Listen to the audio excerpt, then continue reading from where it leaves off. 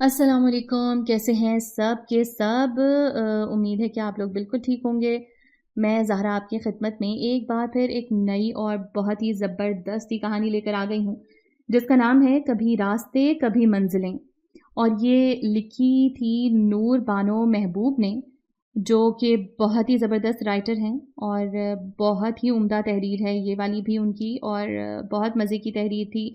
بہت مزہ آیا مجھے پڑھ کے، آپ کو بھی یقیناً سن کے بہت مزہ آنے والا ہے۔ لوگ کس طرح سے دولت اور جاگیر کے نشے میں اپنی اولاد تک کو قربان کر دیتے ہیں، اپنوں کو، اپنے رشتوں کو، اپنے پیارے رشتوں کو قربان کر دیتے ہیں، یہ سب کچھ اس کہانی میں ہے۔ تو چلتے ہیں اب کہانی کی طرف۔ مجھے اندازہ نہیں تھا کہ وہ اپنی باتوں سے اس طرح ہپنوٹائز کرے گا کہ میں بالکل بے بس ہو کر اس کی ہر بات پر سر جھکا دوں گی۔ وہ پروگرام بناتا رہا اور میں سنتی رہی۔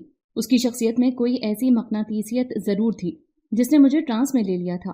یہ کئی دنوں پیچھے کی بات تھی جب اس نے فون پر کہا، رخشی مجھے تم سے اہم بات کرنی ہے، کل تم سٹاپ پر آ جاؤ، میں تمہیں پک کر لوں گا۔ میں سن ہو کر رہ گئی، مگر زین میں امی سے کیا کہوں گی؟ دل ایک دم دھڑک اٹھا۔ کچھ بھی کہہ دینا، میں تمہیں جلد فارغ کر دوں گا، اوکے؟ اور میں نے جواب دیے بغیر فون بند کر دیا۔ سوچتی رہی کہ کل کیا ہوگا۔ اگر امی ابو کو معلوم ہو گیا تو ہنگامہ کھڑا ہو جائے گا، جبکہ وہ زین کا نام بھی سننا پسند نہیں کرتے۔ خواہ مخواہ میرے اوپر پہرے بٹھا دیے جائیں گے، لیکن مجھے جانا ضرور تھا، ورنہ کیا پتا وہ خود ہی دندناتا ہوا چلا آئے۔ یہ اچھا نہیں ہوگا۔ رات دیر سے نیند آئی اور پھر دیر سے آنکھ کھلی، مگر کچھ ایسی دیر بھی نہ ہوئی تھی۔ منہ ہاتھ دھو کر میں ڈائننگ ہال میں پہنچی۔ سب لوگ ناشتہ کر رہے تھے۔ میں نے الٹا سیدھا ناشتہ کر کے کالج جانے کی تیاری شروع کر دی، بہت آہستہ آہستہ، تاکہ بڑے بھائی اور پاپا باہر نکل جائیں اپنے آفس کے لیے۔ کوئی یہ کہیں نہ کہہ دے کہ چلو رخشی میں تمہیں کالج ڈراپ کر دوں۔ میں نے باہر جھانک کر دیکھا اور ہینگر سے استری شدہ کپڑے کھینچ کر خواہ مخواہ استری پھیر کر اپنے آپ کو مصروف ظاہر کرنے لگی۔ میرے کان چاپ پر لگے ہوئے تھے۔ وہ قدم کچھ دیر بعد گیٹ کی طرف جا رہے تھے، پھر گاڑی سٹارٹ کرنے کی آواز آئی۔ ان کے جانے کے بعد میں تیار ہو کر کمرے سے نکلی تو امی حسب عادت غصہ کرنے لگی۔ اب بس سے جاؤ گی؟ جلدی تیار ہو جاتی تو گاڑی تمہیں چھوڑتی چلی جاتی۔ ارے نہیں امی، آج مجھے جلدی نہیں تھی، مس فہمیدہ کا پیریڈ خالی تھا، وہ آج چھٹی پر ہیں۔ میں نے بیگ اٹھایا اور خدا حافظ کہتی ہوئی گیٹ سے نکل گئی۔ جانے پہچانے راستوں پر میرے قدم اٹھ رہے تھے۔ میں نے دیکھا زین کار سے ٹیک لگائے میری ہی طرف دیکھ رہا تھا۔ وہ مسکرایا اور گاڑی کا دروازہ کھول دیا۔ میں اس کے برابر والی سیٹ پر بیٹھ گئی۔ دوسری طرف آ کر اس نے ڈرائیونگ سیٹ سنبھال لی۔ کیوں بلایا ہے؟ میں نے استفہامیہ نظروں سے اس کی طرف دیکھا۔ بتا دیں گے، چلو تو، مختصر جواب تھا۔ اس کا اطمینان میرے اندر بے اطمینانی پیدا کر رہا تھا۔ گاڑی انسانی سیلاب کو کاٹتی تیزی سے آگے بڑھ رہی تھی۔ پھر ایک دم اس نے بریک لگایا، ٹائر چیخے اور میں نے چونک کر سامنے دیکھا تو کورٹ کی عمارت نظر آئی اور میرے اندر ٹھنڈی ٹھنڈی لہریں اترنے لگیں۔ ہاتھ پاؤں میں عجیب سی سنسناہٹ ہونے لگی۔ میں جلدی سے دروازہ کھول کر باہر آ گئی۔ دل بری طرح دھڑک رہا تھا۔ زین نے آ کر میرا ہاتھ تھام لیا۔ شاید وہ میری کیفیت بھانپ گیا تھا۔ زین، آپ مجھے یہاں کیوں لائے ہیں؟ گھبراؤ نہیں رخشی، یہ ضروری تھا۔ اس کی بڑی بڑی خوبصورت آنکھیں میرے چہرے پر جمی ہوئی تھیں۔ میں نروس ہونے لگی، ہتھیلیاں پسینے سے بھیگنے لگیں۔ اس نے بڑے نرم و گداز لہجے میں کہا، عبدالوہاب خان کا غرور توڑنے کے لیے یہ ضروری تھا۔ میری آنکھوں میں آنسو بھرنے لگے، مگر بڑے ضبط سے اس کے قدم سے قدم ملائے چل رہی تھی، جیسے کوئی بکری چھری کے نیچے آ کر سمجھوتا کر لیتی ہے کہ مرنا تو بہرحال ہے، پھر چیخنے چلانے سے فائدہ۔ میں نے اپنے آپ کو حالات کے سپرد کر دیا تھا، یا یہ کہ میں زین العابدین کے ٹرانس میں تھی۔ مجھے نہیں پتا تھا کہ میں نے میجسٹریٹ کے سوالوں کا کیا جواب دیا، کہاں کہاں دستخط کیے۔ ہوش تو اس وقت آیا جب میجسٹریٹ نے زین کو مبارکباد دی اور اس نے تھینک یو کہہ کر اس سے ہاتھ ملایا۔ آؤ چلو رخشی۔ اس کے ہونٹوں پر فتح مندانہ مسکراہٹ تھی، ہونٹ کھلے جا رہے تھے اور میرے پاؤں من برکے ہو رہے تھے۔ میں اس کے ساتھ کھینچی ہوئی جا رہی تھی۔ اس نے دروازہ کھولا اور میں گرنے کے انداز میں سیٹ پر بیٹھ گئی۔ اتنی دیر کے رکے ہوئے آنسوؤں نے ایک دم یلغار کر دی اور میں دونوں ہاتھ منہ پر رکھ کر سسک کر رونے لگی۔ زین نے گھبرا کر گاڑی سٹارٹ کر دی۔ یہ کیا پاگل پن ہے رخشی؟ خاموش ہو جاؤ، اپنے آنسو پونچھو، لوگ ہم پر شک کریں گے۔ اس نے میری طرف دیکھ کر سرگوشی کے انداز میں ڈانٹا اور میں اپنے آنسو پونچھنے لگی۔ یہ آپ نے اچھا نہیں کیا زین، میری پوزیشن خراب کر دی۔ میں اس گھر کی بیٹی تھی جو اپنے خاندان کی عزت و توقیر کی ضمانت ہوتی ہے۔ لوگ بیٹیوں پر بھروسہ کرنا چھوڑ دیں گے۔ میرے آنسو پھر گرنے لگے۔ اور ایمن بھی تو اسی خاندان کی ایک بیٹی تھی، اس کے اوپر ڈھائے ہوئے مظالم ناانصافیاں اتنی جلدی بھول گئیں، اور میرے ساتھ تمہارے عزت و توقیر والے خاندان کے سربراہ نے جو سلوک کیا اس کے متعلق تمہارا ضمیر کیا کہتا ہے؟ بولو، کیا تم نے مجھے کاٹ کا الو سمجھ لیا تھا، جو نہ بول سکتا ہے، نہ سن سکتا ہے، نہ دیکھ سکتا ہے، نہ ہی کچھ سوچ سکتا ہے؟ مگر میں ایک جیتا جاگتا ہوش مند انسان ہوں، جو دیکھ بھی سکتا ہے، بول بھی سکتا ہے اور سوچ بھی سکتا ہے۔ کوئی میری عزت نفس مجروح کرے، میں اس کی اجازت نہیں دے سکتا۔ میں نے تم سے صرف نکاح کیا ہے رخشی، میں تمہیں گھر پہنچانے کے بجائے کسی ہوٹل میں ایک رات گزار کر بھی تمہیں واپس کر سکتا تھا، اس لیے کہ اب تم میری منکوحہ ہو، لیکن میں تمہارے شفاف دامن پر داغ لگانا نہیں چاہتا تھا۔ یہ میری محبت اور شرافت کا تقاضا ہے۔ اور اب کیا داغ نہیں لگا؟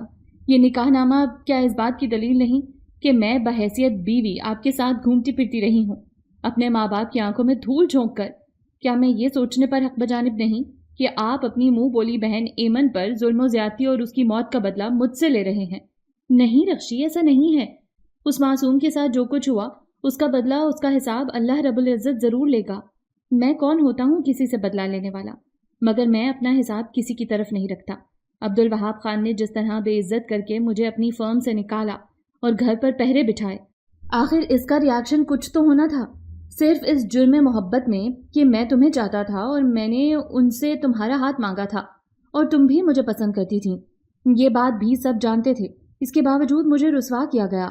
اب تم میری امانت ہو، میں کسی وقت بھی تمہیں لینے آ سکتا ہوں، مگر تنہا نہیں، بارات کے ساتھ۔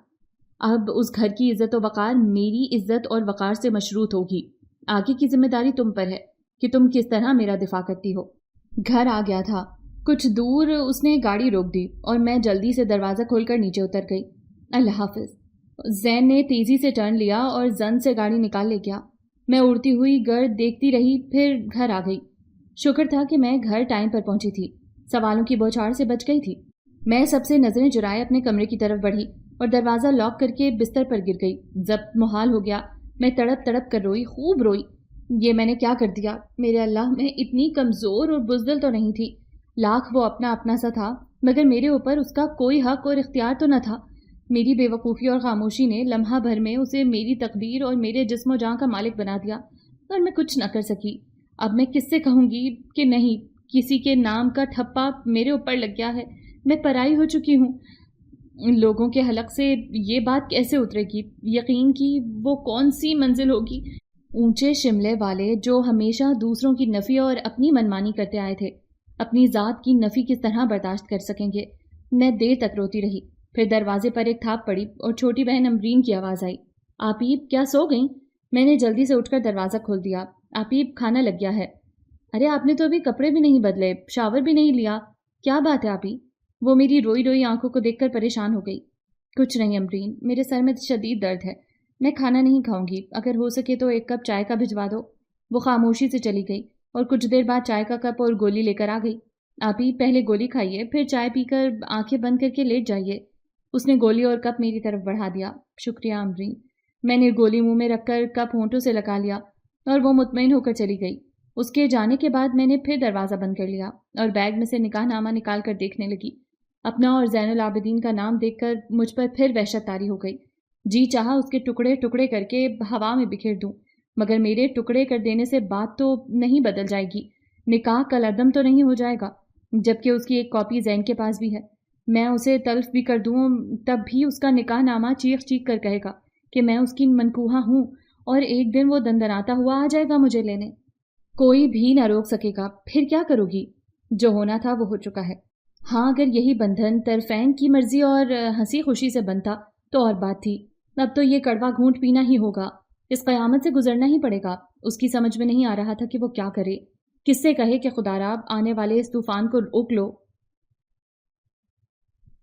تمہارے امتحان میں کتنے دن باقی ہیں رکشی؟ ایک دن اس کی امی نزہت نے پوچھا تو وہ دہل گئی۔ آنکھوں میں خوف اتر آیا، بمشکل اس نے جواب دیا، ابھی 4 ماہ باقی ہیں۔ مگر آپ کیوں پوچھ رہی ہیں؟ ظاہر ہے میں فائنل کے بعد شاید تعلیم جاری نہ رکھ سکوں۔ مجھے اس کا اندازہ ہے، آپ اور پاپا آگے مجھے پڑھنے کے موڈ میں نہیں۔ وہ اداس ہو گئی۔ ورنہ میرا ارادہ MSc کرنے کا تھا۔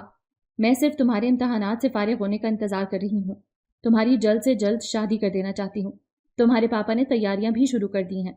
سمر علی کے ساتھ یقیناً تم خوش رہو گی۔ وہ بڑے باپ کا بیٹا ہے، اگر تمام عمر بیٹھ کر کھائے تو کم نہ پڑے، مگر اس نے اپنا بزنس سنگاپور میں سیٹ کر لیا ہے اور وہاں اس نے کوٹھی بھی خرید لی ہے۔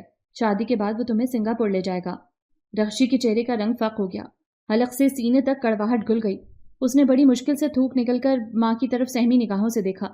کیا بات ہے، تم ہمنک کیوں ہو رہی ہو؟ کیا ہو رہا ہے تمہیں؟ نصرت چونک پڑی۔ کچھ نہیں۔ رخشی اپنی انگلیاں مروڑنے لگی۔ کچھ نہیں تو پھر تم بھی بولو، اپنی رائے دو۔ آپ نے مجھ سے میری رائے مانگی ہے یا فیصلہ سنایا ہے؟ جو آپ نے اور پاپا نے چاہا کر لیا، مگر میں ہرگز اس کے لیے تیار نہیں۔ اب رخشی نے خود کو سنبھال لیا تھا۔ مگر کیوں؟ نصرت بیگم نے تحکم سے پوچھا۔ وقت آنے پر آپ کو سب کچھ معلوم ہو جائے گا، ابھی کچھ کہنا قبل از وقت ہوگا۔ وہ اٹھ کر کھڑی ہو گئی۔ رخشی، نصرت کو غصہ آ گیا۔ انہوں نے دھاڑ کر اسے مخاطب کیا۔ جی فرمائیے۔ رخشی نے رخ موڑے بغیر پوچھا۔ بیٹھ جاؤ۔ ان کی آواز میں پہلے سے زیادہ دھمک تھی۔ وہ بیٹھ کر شاکی نظروں سے انہیں دیکھنے لگی۔ تمہیں پتا ہے تمہارا باپ کتنا ضدی اور کتنا سخت گیر ہے۔ تم نے زین العابدین اور ایمی کے سلسلے میں اندازہ لگا لیا ہوگا۔ جی ہاں، میں جانتی ہوں، مجھے سب پتا ہے، مگر یہ بھی آپ سن لیں کہ میں بھی اسی ضدی اور سخت گیر باپ کی بیٹی ہوں۔ بہتر یہی ہے کہ آپ یکسوئی سے مجھے اپنی تعلیم مکمل کرنے دیں، امتحان کے بعد بات ہوگی۔ وہ جھٹکے سے اٹھی اور ماں کی طرف دیکھے بغیر تیزی سے اپنے کمرے میں چلی گئی، اور نصرت بڑی حیرانی سے بیٹی کے تیور دیکھتی رہیں اور گنگ ہو کر رہ گئیں۔ وقت تیزی سے گزر رہا تھا۔ کیلنڈر کی تاریخیں ہفتوں اور مہینوں میں ڈھل رہی تھیں۔ دھوپ چھاؤں کا ازلی کھیل جاری تھا اور رخشی کا دم خشک ہوا جا رہا تھا، یہ سوچ کر کہ ماں کے کانوں میں یہ بات کیسے ڈالے، کیسے پہنچائے کہ اس نے زین سے کورٹ میرج کر لی ہے۔ اب اس کے لیے کچھ نہ سوچا جائے، آگے جو قیامت آنی ہے آ جائے، جو طوفان اٹھنا ہے اٹھ جائے۔ اگر اسی بہانے اس کی موت لکھی ہے تو یوں ہی صحیح، لیکن بلی کے گلے میں گھنٹی کون باندھے گا؟ مان اسے امبرین کا خیال آیا کہ شاید وہ یہ کام کر سکے، مگر نہیں، وہ ابھی بچی ہے، اسے اس معاملے سے الگ رکھا جائے تو ہی بہتر ہے۔ پھر اسے اپنی سہیلی زفرین کا خیال آیا۔ وہ رخشی کی بہت پیاری غمگسار دوست تھی۔ اس کا خیال آتے ہی اس کی آنکھیں چمکنے لگیں، اور رخشی دوسرے ہی دن اس کے اسکول پہنچ گئی۔ وہ رخشی سے 1 سال سینئر تھی، اس لیے امتحان دیتے ہی محلے کے ایک پرائیویٹ انگلش اسکول میں لگ گئی تھی۔ پہلے رخشی نے فون پر اس سے ٹائم لیا۔ اس نے کہا تم آ جاؤ، میرا اگلا پیریڈ فری ہے۔ وہ دونوں اسکول کے کینٹین میں جا کر بیٹھ گئیں۔ رخشی نے کہا زفرین، تم میرے گھر کے حالات سے واقف ہو، اب تک جو کچھ ہوتا رہا تم اچھی طرح جانتی ہو۔ اب تازہ خبر یہ ہے کہ میں نے زین سے کورٹ میرج کر لی ہے۔ ہیں؟ وہ ایک دم اچھل کر کھڑی ہو گئی۔ یعنی تم نے؟ زفرین نے اس کی طرف انگشت شہادت اٹھا کر تصدیق کی۔ ہاں، میں نے زین سے کورٹ میرج کر لی ہے۔ رخشی نے دوبارہ کہا، تو پھر تمہاری رخصتی کب ہے؟ زفرین نے جواب طلب نظروں سے اس کی طرف دیکھا۔ ابھی بتاتی ہوں۔ رخشی نے پانی کا جگ اٹھا لیا۔ ہوش میں آتی ہو یا ڈال دوں سارا پانی سر پر؟ اوہ، آ گئی ہوش میں۔ زفرین نے جلدی سے بیٹھتے ہوئے کہا، یار تم نے ایک دم مجھے کنفیوز کر دیا۔ یہ حادثہ ہوا کب؟ ہاں، تم اسے حادثہ کہہ سکتی ہو، کیونکہ یہ اچانک میری بے خبری میں رونما ہوا۔ اب پریشان ہوں کہ امی اور پاپا کے علم میں یہ بات کیسے لائی جائے، جبکہ میرے ڈکٹیٹر قسم کے پاپا نے میری شادی بھی سیٹھ غضنفر علی کے عیاش اور اکلوتے بیٹے سمر علی سے طے کر دی ہے۔ آنے والے اس سیلے بے کراں سے بچنے کی کوئی صورت بتاؤ۔ زفرین چپ سی ہو کر رخشی کو دیکھنے لگی۔ زین نے کیا کہا ہے؟ اس نے اپنا کوئی ٹائم ٹیبل نہیں بتایا۔ وہ کہتا ہے میں کسی وقت بھی تمہیں لینے آ سکتا ہوں، تنہا نہیں، بارات کے ساتھ آؤں گا۔ میرا دل بہت گھبرا رہا ہے زفرین۔ وہ کسی بہت بڑی خوش فہمی میں مبتلا ہے، سمجھتا ہے بیٹی کی محبت اور اپنی عزت کی خاطر عبدالوہاب خان بارات کا سواگت پھولوں کے ہار سے کریں گے اور داماد کو گلے سے لگا کر پیار کر لیں گے۔ نہیں زفرین، ایسا کچھ نہیں ہوگا، بلکہ گولیوں سے ان کی توازو ہوگی۔ ان میں سے کوئی بھی زندہ واپس نہیں جائے گا۔ میں طوفان کو اپنی طرف بڑھتے دیکھ رہی ہوں۔ خدا کے لیے زفرین، اسے روکو ورنہ میں خودکشی کر لوں گی۔ رخشی کی آنکھوں سے ٹپ ٹپ آنسو گرنے لگے۔ زفرین نے اسے لپٹا لیا۔ دل نہ چھوٹا کرو، یہ طوفان تمہارے آنسوؤں سے نہیں رکے گا۔ یہ بتاؤ کہ تم نے یہ کام برضا اور رغبت کیا ہے۔ میرا اشارہ کورٹ میرج سے ہے۔ تم اس کا ساتھ چاہتی تھی؟ ہاں زفرین، مگر اس طرح نہیں۔ میں امی پاپا کی رضامندی سے اس کی رفاقت میں آنا چاہتی تھی۔ اس کے باوجود انکل نے زین العابدین کو بے عزت کر کے اپنے آفس سے نکالا اور گھر کے دروازے اس پر بند کر دیے۔ تم یہ بات بھول گئیں؟ نہیں، میں کچھ نہیں بھولی تھی، اسی لیے میری زبان گنگ ہو گئی تھی کہ مجھے اپنے گھر والوں کی زیادتیوں اور ناانصافیوں کا دکھ تھا۔ زین اور ایمن کے ساتھ واقعی ظلم ہوا تھا، اس لیے میں احتجاج نہ کر سکی، مگر اب خوف زدہ ہوں کہ یہ اونٹ کس کروٹ بیٹھے گا۔ زفرین مسکرائی۔ اونٹ کو فی الحال کھڑا رہنے دو، میں کچھ سوچتی ہوں۔ رخشی نے اسے گھورا۔ میری جان پر بنی ہوئی ہے اور تمہیں مذاق سوچ رہا ہے؟ مذاق نہیں، میں سیریس ہوں۔ میں کل ہی نزہت آنٹی سے کہہ دوں گی کہ آپ رخشی کی رخصتی کی تیاریاں کریں زین کے ساتھ، اور کہیں نہ سوچیں۔ کیوں، ٹھیک ہے نا؟ مگر کیسے کہوں گی؟ رخشی تذبذب میں تھی۔ ارے زبان سے کہوں گی، اور کیسے؟ یا پھر تم بتا دو۔ زفرین اس کی مسمسی صورت دیکھ کر کھلکھلا کر ہنس پڑی۔ تم ہنس رہی ہو، مجھے رونا آ رہا ہے۔ بیٹھے بٹھائے کس مصیبت میں پڑ گئی؟ آج کی مصیبت ہی کل کی راحت ہے رخشی، اس لیے کہ تمہارے ماں باپ جو کچھ کر رہے ہیں وہ راستہ سیدھا موت کی طرف جاتا ہے۔ زین نے بر وقت قدم اٹھا کر ان کے خواب چکنا چور کر دیے ہیں۔ موت تو اب بھی ہمارے تعاقب میں ہے زفرین، معلوم نہیں کیا ہوگا، اللہ بہتر کرے گا، پریشان نہ ہو۔ مگر زفرین، یہ بات تو میری موجودگی میں نہ کہنا، اور پاپا کو کیسے بتاؤ گی؟ نہ بھائی، تمہارے پاپا کی گولی تھوڑی کھانی ہے سینے پر، تمہاری امی خود ہی بتا دیں گی انہیں۔ ٹھیک ہے۔ رخشی کھڑی ہو گئی۔ ارے بیٹھو، چائے آ رہی ہے۔ زفرین نے اس کا ہاتھ پکڑ لیا۔ چائے پھر صحیح، اس وقت کچھ بھی کھانے پینے کا موڈ نہیں، اللہ حافظ۔ عبدالوہاب خان اور عبد المنان خان دونوں بھائی تھے۔ ان کے والد جبار خان ایک ٹیکسٹائل مل کے مالک تھے۔ ان کا اپنا آفس تھا، بس یہی دو بیٹے تھے۔ بیٹی کوئی نہیں تھی، لیکن انتہائی جاہ پرست اور خود غرض انسان تھے۔ چمڑی جائے پر دمڑی نہ جائے کے مصداق اپنے پیسے اور جائیداد کی یوں حفاظت کرتے تھے جیسے کوئی ماں اپنے بچوں کی حفاظت کرتی ہے۔ لیکن دونوں بیٹے اتنے ہی شاہ خرچ نکلے تھے، جبکہ چھوٹا بھائی منان خان پھر بھی باپ سے ڈرتا تھا اور اپنی جائز ضرورتوں کے علاوہ باپ سے کچھ نہ مانگتا۔ مگر وہاب خان شروع ہی سے سرکش اور اپنی جائز اور ناجائز ضرورتوں اور شوق پر بے دریغ پیسہ لٹاتا تھا۔ اور حیرت کی بات یہ تھی کہ جبار خان پھر بھی اپنے بڑے بیٹے وہاب خان سے بہت خوش تھے۔ وہ جو کچھ اور جس طرح چاہتا باپ سے لے لیتا، اور وہ خوشی سے دے دیتے تھے۔ چھوٹے بیٹے کو ذرا بھی منہ نہ لگاتے تھے، کیونکہ وہ ماں کا لاڈلا تھا، اس کی کوئی غلط سوسائٹی بھی نہ تھی۔ اس نے تعلیم کے ساتھ کچھ ٹیکنیکل کورس بھی کیے تھے، مگر وہاب نے گریجویشن کر کے چھوڑ دیا تھا۔ باپ نے وہاب کی شادی اپنے ایک مل اونر دوست کی بیٹی سے کر دی تھی، مگر منان کی امی اپنے بھائی کی بیٹی تسنیم کو بہو بنا کر لائی تھیں۔ تسنیم منان کی بھی پسند تھی، وہ وہاب کی بیوی نزہت سے کہیں زیادہ خوبصورت اور دلکش تھی۔ نزہت چونکہ ایک دولت مند فیشنیبل خاندان کی لڑکی تھی، اس لیے اسے خود کو بنا سنوار کر رکھنے کا سلیقہ آتا تھا، جبکہ تسنیم ان فضولیات سے نابلد بغیر میک اپ کے اچھی لگتی تھی۔ نہ اسے کسی سنگھار کی ضرورت تھی، نہ اس کا نرم و نازک بے داغ چہرہ کسی کریم پاؤڈر یا فاؤنڈیشن کا محتاج تھا۔ نزہت اس سے حسد کرنے لگی تھی، بظاہر اسے ہنس بول لیتی تھی، کبھی کبھی یہ بھی پوچھ لیتی، تمہارے بے داغ چہرے کی ملاحت کا کیا راز ہے دیورانی جی؟ اور تسنیم مسکرا دیتی، بھابھی دراصل ہم نے آج تک باہر کی کوئی چیز استعمال نہیں کی، گھر میں بنایا ہوا گلاب کی خشک پتیوں اور سنگترے کے چھلکوں کا اپٹن، گلاب اور لیموں کا عرق اور گلیسرین، نہانے کے لیے کوئی اچھا سا بیوٹی سوپ، اس کے علاوہ کوئی بھی چیز ہم نے استعمال نہیں کی۔ میری امی اپنے ہاتھوں سے اپٹن اور بیوٹی کریم بنا دیتی تھیں۔ تسنیم نے ہنس کر کہا تو نزہت کچھ دیر کے لیے چپ سی رہ گئی۔ اور تم شیمپو کون سا استعمال کرتی ہو؟ ماشاءاللہ بال تمہارے بہت خوبصورت بھی ہیں اور لمبے بھی۔ بھابھی ہم شیمپو نہیں لگاتے، امی دھلی ماش کی دال کا آٹا پسوا لیتی تھیں، اس سے سر دھوتی تھی ہمارا۔ سرسوں کی کھلی سے بھی بال نہایت صاف چمکیلے اور نرم ہو جاتے ہیں، اور اصلی کھوپرے کا تیل، یہ چیزیں امی نے ہمیشہ سب بہنوں کو استعمال کرائیں اور خود بھی لگائیں، اسی لیے تو امی کے بال اس عمر میں بھی لمبے اور چمکدار ہیں۔ مگر اب شادی کے بعد آپ کے دیور صاحب نے اصلی چمبیلی کا تیل لا کر دیا ہے مجھے، کہتے ہیں کہ کھوپرے کے تیل کی خوشبو مجھے پسند نہیں۔ تسنیم نے شرمیلی مسکراہٹ سے کہا، اوہ اچھا۔ نزہت ہنس پڑی، چلو تم نے اپنے شوہر کا پیسہ بچا لیا جو میک اپ اور شیمپو پر خرچ ہوتا، سگڑ بیوی ہو۔ اب تسنیم کی باری تھی، مگر بھابھی آپ کیا استعمال کرتی ہیں؟ اس نے ڈرتے ڈرتے پوچھا۔ بھائی میری نہ پوچھو، ہماری ساری چیزیں تیل، شیمپو، اپٹن، کریم، پاؤڈر وغیرہ امپورٹڈ ہے، میرے بھائی لندن سے بھیجتے ہیں۔ نزہت کے لہجے میں فخر بول رہا تھا۔ اچھا بائے۔ وہ ہاتھ ہلاتی مسکراتی چلی گئی اور تسنیم چلتے وقت اس کی کمر کے بل گنتی رہی۔ تسنیم کی طرف ایک بیٹی تھی ایمن، اس کی پیدائش کے بعد وہ بیمار رہنے لگی تھی، کوئی پیچیدگی ہو گئی تھی، لیڈی ڈاکٹر نے کہہ دیا تھا کہ اب مزید ان کی اولاد نہیں ہوگی۔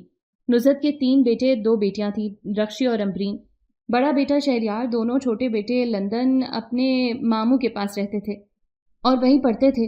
وہ چھوٹی عمر میں ماموں کے پاس چلے گئے تھے، صرف شہریار ان کے پاس تھا اور بزنس میں باپ کا ہاتھ بٹا رہا تھا۔ دادا دادی کا بھی انتقال ہو گیا تھا۔ جبار خان نے مرنے سے پہلے اپنی جائیداد اور دونوں بچوں میں تقسیم کر دی تھی، مگر یہاں بھی انہوں نے جانبداری سے کام لیا تھا، صرف ایک فلیٹ، اپنا آفس اور کچھ کیش چھوٹے بیٹے کو دیے، باقی وہ 2 منزلہ کوٹھی جس میں ان کی رہائش تھی اور ٹیکسٹائل مل بڑے بیٹے کو دے دی تھی۔ چھوٹے بیٹے نے کوئی شکوہ نہ کیا، آفس کا کام تو وہ پہلے بھی سنبھالتا تھا، अब उसने इम्पोर्ट एक्सपोर्ट का काम तेज कर दिया था। अब्दुल वहाब खान का बड़ा बेटा एमन से शादी करना चाहता था, लेकिन माँ बाप तैयार नहीं थे। सबसे ज्यादा मुखालफत माँ ने की थी। वो अपने भाई की दौलतमंद हसीन बेटी रताबा को बहू बनाकर लाना चाहती थी। वहाब खान भी बीवी की बात पर मुत्तफिक थे। माँ बाप के इंतकाल के बाद अब्दुल मन्नान खान भी अपने फ्लैट में चले गए थे, जो उन्हें बाप के तिरके में मिला था। मगर शहरयार मना करने के बावजूद चचा के घर जाता रहा। चचा ने भी उसे बहुत समझाया, बेटा जो कुछ तुम्हारे वालिदैन कहते हैं वही तुम्हारे लिए बेहतर है। तुम्हारी जिद और हुक्म अदूली से भाई भाई का दुश्मन हो जाएगा और खानदान का शिराजा बिखर जाएगा। मगर वो ना माना। उसे एमन ने भी बहुत समझाया कि शहरयार अपनी जिद छोड़ दो, वरना किसी का कुछ ना जाएगा, मेरी जिंदगी बर्बाद हो जाएगी। मैं ताई और ताया जान की बड़ी इज्जत करती हूँ। वो रो पड़ी तो शहरयार ने कहा, ऐसा कुछ नहीं होगा, मुझे यकीन है कि अम्मी और पापा मान जाएंगे। एमन अपने आंसू पोंछकर मुस्कुराई, खुदा करे ऐसा हो। ज़ैनुल आबिदीन अब्दुल वहाब के मिल का मैनेजर था। वो खूबसूरत पुरकशिश नौजवान अक्सर वहाब खान के घर आता जाता था। अब्दुल वहाब खान को उस पर बड़ा एतमाद था। उन्होंने मिलकर सारा काम उस पर छोड़ रखा था। वो था भी बड़ा मेहनती और जिम्मेदार इंसान। रक्षी को वो पसंद करने लगा था और रक्षी भी उसकी सैरखेज पर्सनैलिटी से काफ़ी मुतासर थी। नुसरत को भी जैन बहुत अच्छा लगता था। उन्होंने सोचा था उससे अच्छा दामाद मुझे कहाँ मिलेगा, इसलिए वो जैन से बड़ी मोहब्बत और इज्जत से पेश आती थी। ज़ैनुल आबिदीन के वालिदैन नहीं थे। वो जब कॉलेज में पढ़ रहा था उस वक्त उनके वालिद अचानक फौत हो गए थे। अब वो कराची में अपनी बड़ी बहन के पास रहता था। कुछ अरसे के बाद तस्नीम का इंतकाल हो गया। ईमन पर तो क़यामत टूट पड़ी। वो तन्हा रह गई थी। उसका ननिहाल लाहौर में था। नानी का भी इंतकाल हो चुका था। नाना बहुत बूढ़े थे, वो आ नहीं सकते थे। अब घर में सिर्फ बाप और नौकर चाकर थे। कभी कभी ज़ैनुल आबिदीन आ जाता था। उसने ईमन को बहन बनाया हुआ था। उसकी शोक शोक बातों से वो बहल जाती थी। शहरयार जैन का दोस्त भी था।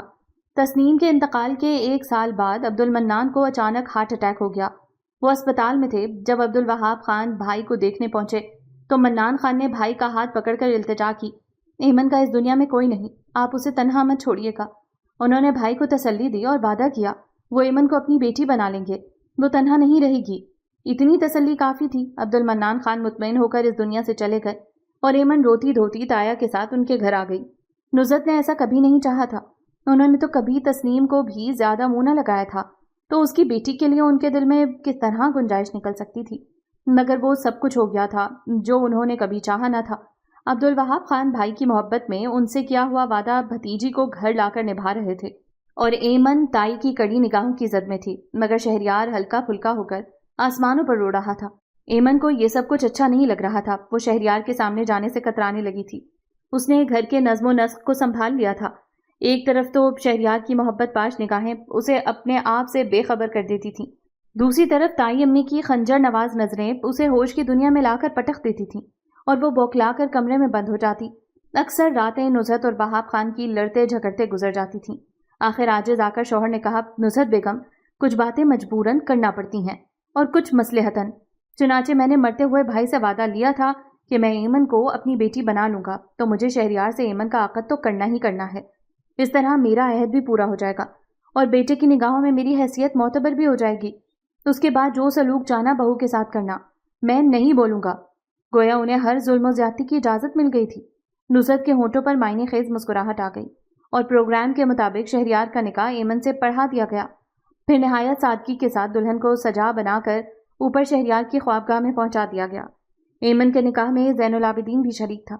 अब उसे अपने मकसद का हुसूल आसान नजर आने लगा था। हालांकि अभी तक कोई ऐसी बात सामने नहीं आई थी। इसके बावजूद रक्षी और जैन बहुत खुश थे। नुसरत ने किचन का काम करने वाली मुलाजमा को निकाल दिया और सारा काम एमन पर डाल दिया था। वो थक कर चूर हो जाती थी, मगर उसका काम खत्म नहीं हो पाता था। रफ्ता रफ्ता मशीन से कपड़े धोने और इस्त्री करने वाली मासी को भी हटा दिया और उसका काम भी एमन करने लगी। दुबली पतली नाजुक सी तो वो पहले ही थी, उस पर इतनी मुशक्कत पड़ी तो वो और कमज़ोर हो गई। इसी आलम में उसके यहाँ बच्ची की पैदाइश अमल में आ गई और वो बिस्तर से लग गई। फिर उसे कोई तवज्जो भी नहीं मिली। जी चाहा तो खा लिया, वरना कोई पूछने वाला नहीं कि तुमने कुछ खाया है कि नहीं। उस पर मुसलसल काम ने उसे तोड़ कर रख दिया। बुखार आने लगा तो शहरयार को फिक्र हुई।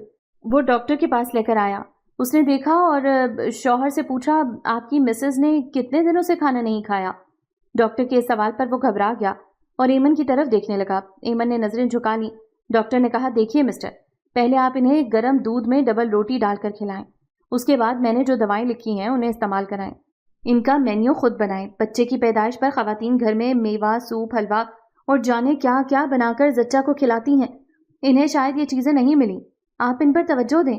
وہ چلا گیا تو شہریار نے ایمن کے پاس بیٹھ کر رازداری سے پوچھا، کیا بات ہے، تم کچھ کھاتی پیتی نہیں ہو یا پابندی ہے؟ نہیں شہریار، پابندی تو کوئی نہیں ہے، میرا خود جی چاہتا نہیں ہے کھانے کو۔ اس طرح تو مر جاؤ گی تم۔ کسی کا کچھ نہیں بگڑے گا، میری دنیا ویران اور بچی بن ماں کی ہو جائے گی۔ کسی کی دنیا ویران ہوتی ہے، نہ کوئی بن ماں کا ہوتا ہے، کوئی فرق نہیں پڑتا کسی کی ہونے یا نہ ہونے سے۔ رات آئے گی پھر دن چڑھے گا، طلوع و غروب کا نظام اسی طرح قائم رہے گا، موسم اسی طرح آتے جاتے رہیں گے، بادل برسیں گے، مست ہوا چلے گی، بہاریں آئیں گی اور خوش کھیتی بھری ہوگی۔ مگر ان رنگینیوں بہاروں میں میرا کوئی حصہ نہیں۔ آپ میری فکر نہ کریں شہریار، میں اس گھر اور آپ کی زندگی میں کہیں بھی فٹ نہیں، اس لیے میرا مر جانا ہی اچھا ہے۔ ایمن کی آنکھوں میں آنسو اور خشک ہونٹوں پر ٹوٹی ہوئی سسکیاں لرز رہی تھیں۔ میری تو سمجھ میں تمہاری باتیں آتی نہیں، میں امی سے جا کر پوچھتا ہوں یا پھر رخشی سے، گھر میں کیا ہو رہا ہے؟ ایمن اسے روکتی رہ گئی مگر وہ اٹھ کر چلا گیا۔ امی کیا بات ہے، آپ نے ایمن کو لاوارثوں کی طرح الگ ڈال دیا ہے، کوئی بھی اس کی دیکھ بھالی نہیں، کوئی توجہ نہیں، جبکہ گھر میں نوکروں کی فوج ہے، پتہ نہیں اسے کب سے بخار آ رہا ہے، ابھی بھی ڈاکٹر کو لے کر آیا، پتہ ہے اس نے کیا کہا مجھ سے؟ بولا آپ کی مسز نے کتنے دنوں سے کھانا نہیں کھایا۔ میں تو شرم سے گڑ گیا، کم سے کم اسے دودھ پلا دیا ہوتا۔ شہریار سخت غصے میں تھا۔ ماں نے بات کو سنبھالا، مسکرا کر بولی، ابھی نئے نئے باپ بنے ہونا۔ پھر انہوں نے بڑے پیار سے اس کا ہاتھ پکڑ کر اپنے پاس بٹھاتے ہوئے کہا، بیٹا میں کیا کروں، تمہاری بیوی بڑی ضدی ہے، دودھ اسے اچھا نہیں لگتا اور ڈبل روٹی کھانے سے اس کو ابکائیاں آتی ہیں۔ کئی بار میں نے زبردستی اسے سوپ پلایا ہے، وہ چند گھونٹ لے کر منہ پھیر لیتی ہے۔ میں نے اس کے لیے گوند مکھانے بنائے مگر اس نے ان کی طرف دیکھا تک نہیں۔ زیادہ کہو سنو تو رونا شروع کر دیتی ہے۔ تم ہی بتاؤ میں کیا کروں؟ رخشی کو کالج اور امرین کو اسکول سے چھٹی نہیں ملتی، وہ اپنی اسٹڈی میں مصروف ہوتی ہیں، خوشنودی ہی اس کی خدمت میں لگی رہتی ہے۔ اب تم خیر سے امریکہ سے واپس آ جاؤ تو اسے کہیں گھمانے کے لیے لے جانا، آب و ہوا بدل جائے گی، اس کی صحت بھی ٹھیک ہو جائے گی۔ نصرت نے کچھ اس طرح اسے شیشے میں اتارا کہ وہ چپ چاپ چلا گیا اور خوشنودی کے ہاتھ دودھ ڈبل روٹی ایمن کے لیے بھجوا دی اور خود میڈیکل سٹور چلا گیا دوا لینے۔ وہاب خان اور نصرت نے زبردستی شہریار کے لیے امریکہ جانے کا ٹور بنا لیا تھا، کاروبار کے سلسلے میں۔ اصل میں ماں اسے یہاں سے ہٹانا چاہ رہی تھی، ان کی چال کو کوئی بھی نہ سمجھ پا رہا تھا، مگر شہریار سخت تذبذب میں تھا کہ ایمن کو اس حالت میں چھوڑ کر وہ کیسے چلا جائے۔ نصرت نے اسے پیار سے سمجھایا، بیٹا یہ تمہارے مستقبل کا سوال ہے، تمہارے دونوں چھوٹے بھائیوں کو لندن اتنا پسند آیا کہ وہ اب یہاں آنا نہیں چاہتے، ماموں نے انہیں پڑھا لکھا کر اپنے بزنس میں شریک کر لیا ہے، اب یہاں تم ہی اپنے باپ کا بازو ہو، آگے یہ سارا کاروبار تمہیں ہی سنبھالنا ہے، تو ہمت اور عقل سے کام لو، ایمن ٹھیک ہو جائے گی، زندگی میں اتار چڑھاؤ تو آتے ہی رہتے ہیں، تم اپنا پروگرام مت خراب کرو، ہم لوگ ہیں نا یہاں دیکھنے والے۔ شہریار نے تیاری کر لی، ایمن پہلے سے ٹھیک نظر آ رہی تھی، شاید اس کی وجہ شہریار کی مکمل توجہ تھی، اس نے ایمن کو بڑی تسلی تشفی دی اور اسے مستقبل کے حسین خواب دکھا کر چلا گیا، اور ایمن سلام آخر کے ساتھ اسے جاتا دیکھتی رہی، مسکراتی رہی۔ زندگی کے سنہرے خواب، مستقبل کے حسین خواب، بہار آفریں خواب، شہریار اتنے بہت سے خوابوں کے ہجوم میں ان کی تعبیریں کہاں ڈھونڈتی پھرو۔ کاش آپ جان سکتے کہ آسان نہیں اس دنیا میں خوابوں کے سہارے جی لینا، سنگین حقیقت ہے دنیا، یہ کوئی سنہرا خواب نہیں۔ اب میدان نصرت کے ہاتھ میں تھا، ایمن کو بڑی تیزی سے خوشنودی کے ہاتھ سلو پوائزن کی ڈوز پلائی جانے لگی۔ اب بجائے صبح و شام کے دوپہر میں بھی دودھ کا گلاس ایمن کے سامنے آنے لگا۔ وہ چیخ پڑی، خدارا مجھ پر رحم کرو، اتنا دودھ مجھ سے نہیں پیا جاتا۔ اس کی چیخ پر نصرت آ گئی، ارے کیا ہوا بیٹی؟ وہ برابر میں پڑی ہوئی کرسی پر بیٹھ کر اس کے بالوں پر ہاتھ پھیرنے لگیں۔ تائی جان یہ بھر بھر کر گلاس دودھ کے میرے حلق سے نہیں اترتے، ایمن نحیف آواز میں بولی۔ ٹھیک ہے، خوشنودی دودھ کو آدھا کر دو اور گلاس میں نہیں چینی کے مگ میں لا کر دو۔ دیکھو نا بیٹی، ڈاکٹر نے گولیاں دودھ کے ساتھ بتائی ہیں، چلو ایک کپ صحیح، اتنا دودھ تو تمہیں پینا ہے۔ خوشنودی چینی کے مگ میں دودھ لے آئی اور نصرت نے اسے سہارا دے کر اٹھاتے ہوئے پہلے گولی اس کے منہ میں رکھی، پھر کپ ہونٹوں سے لگا دیا، اور ایمن نے کوئی مزاحمت نہیں کی۔ شاباش، اب تم سو جاؤ۔ صرف دودھ ہی نہیں، سوپ اور آملیٹ میں بھی وہ قطرے ڈالے جاتے، بمشکل وہ ایک سلائس کھا لیتی، آملیٹ بھی پورا نہ کھاتی۔ ایمن زیادہ تر سوتی رہتی، دواؤں کے زیر اثر۔ خوشنودی اسے کھلانے پلانے کے لیے اٹھاتی بھی تو آنکھیں بند ہوتیں اور منہ کھلا ہوتا۔ وہ دن بدن موت کے قریب ہوتی گئی۔ ماں کا دودھ اور توجہ نہ ملنے سے ایک دن بچی فوت ہو گئی، مگر ایمن کو ہوش نہ تھا۔ جب کبھی وہ ہوش میں آتی اور اپنا پہلو خالی پا کر بچی کو پوچھتی تو خوشنودی کہہ دیتی کہ بچی اپنی دادی کے پاس سو رہی ہے۔ ایمن پھر آنکھیں بند کر لیتی۔ آخر ایک دن اسے ایسا ڈوز دیا گیا کہ وہ پھر نہ اٹھ سکی اور موت کی باہوں میں قیامت کی نیند سو گئی۔ رخشی ایمن کی دن بدن گرتی اور بگڑتی حالت کو دیکھ اور محسوس کر رہی تھی۔ اس دن اس کا پرچہ تھا، رات کو ایمن کا انتقال ہو گیا تھا، مگر نزہت نے ہوا تک نہ لگنے دی۔ پھر جب سب لوگ اپنے اپنے کاموں سے باہر چلے گئے تو انہوں نے فٹافٹ گھر میں غسل دلا کر ایمن کو اس کی آخری آرام گاہ تک پہنچا دیا۔ جب رخشی گھر آئی تو عود و لعبان کی خوشبو نے اس کا خیر مقدم کیا۔ اس نے گھبرا کر اندر قدم رکھا تو سامنے کوریڈور میں سفید جھک چاندنی پر محلے کی کچھ عورتیں بیٹھیں، قرآن خوانی میں مصروف تھیں۔ وہ ماں کی طرف بھاگی۔ امی یہ کیا ہے؟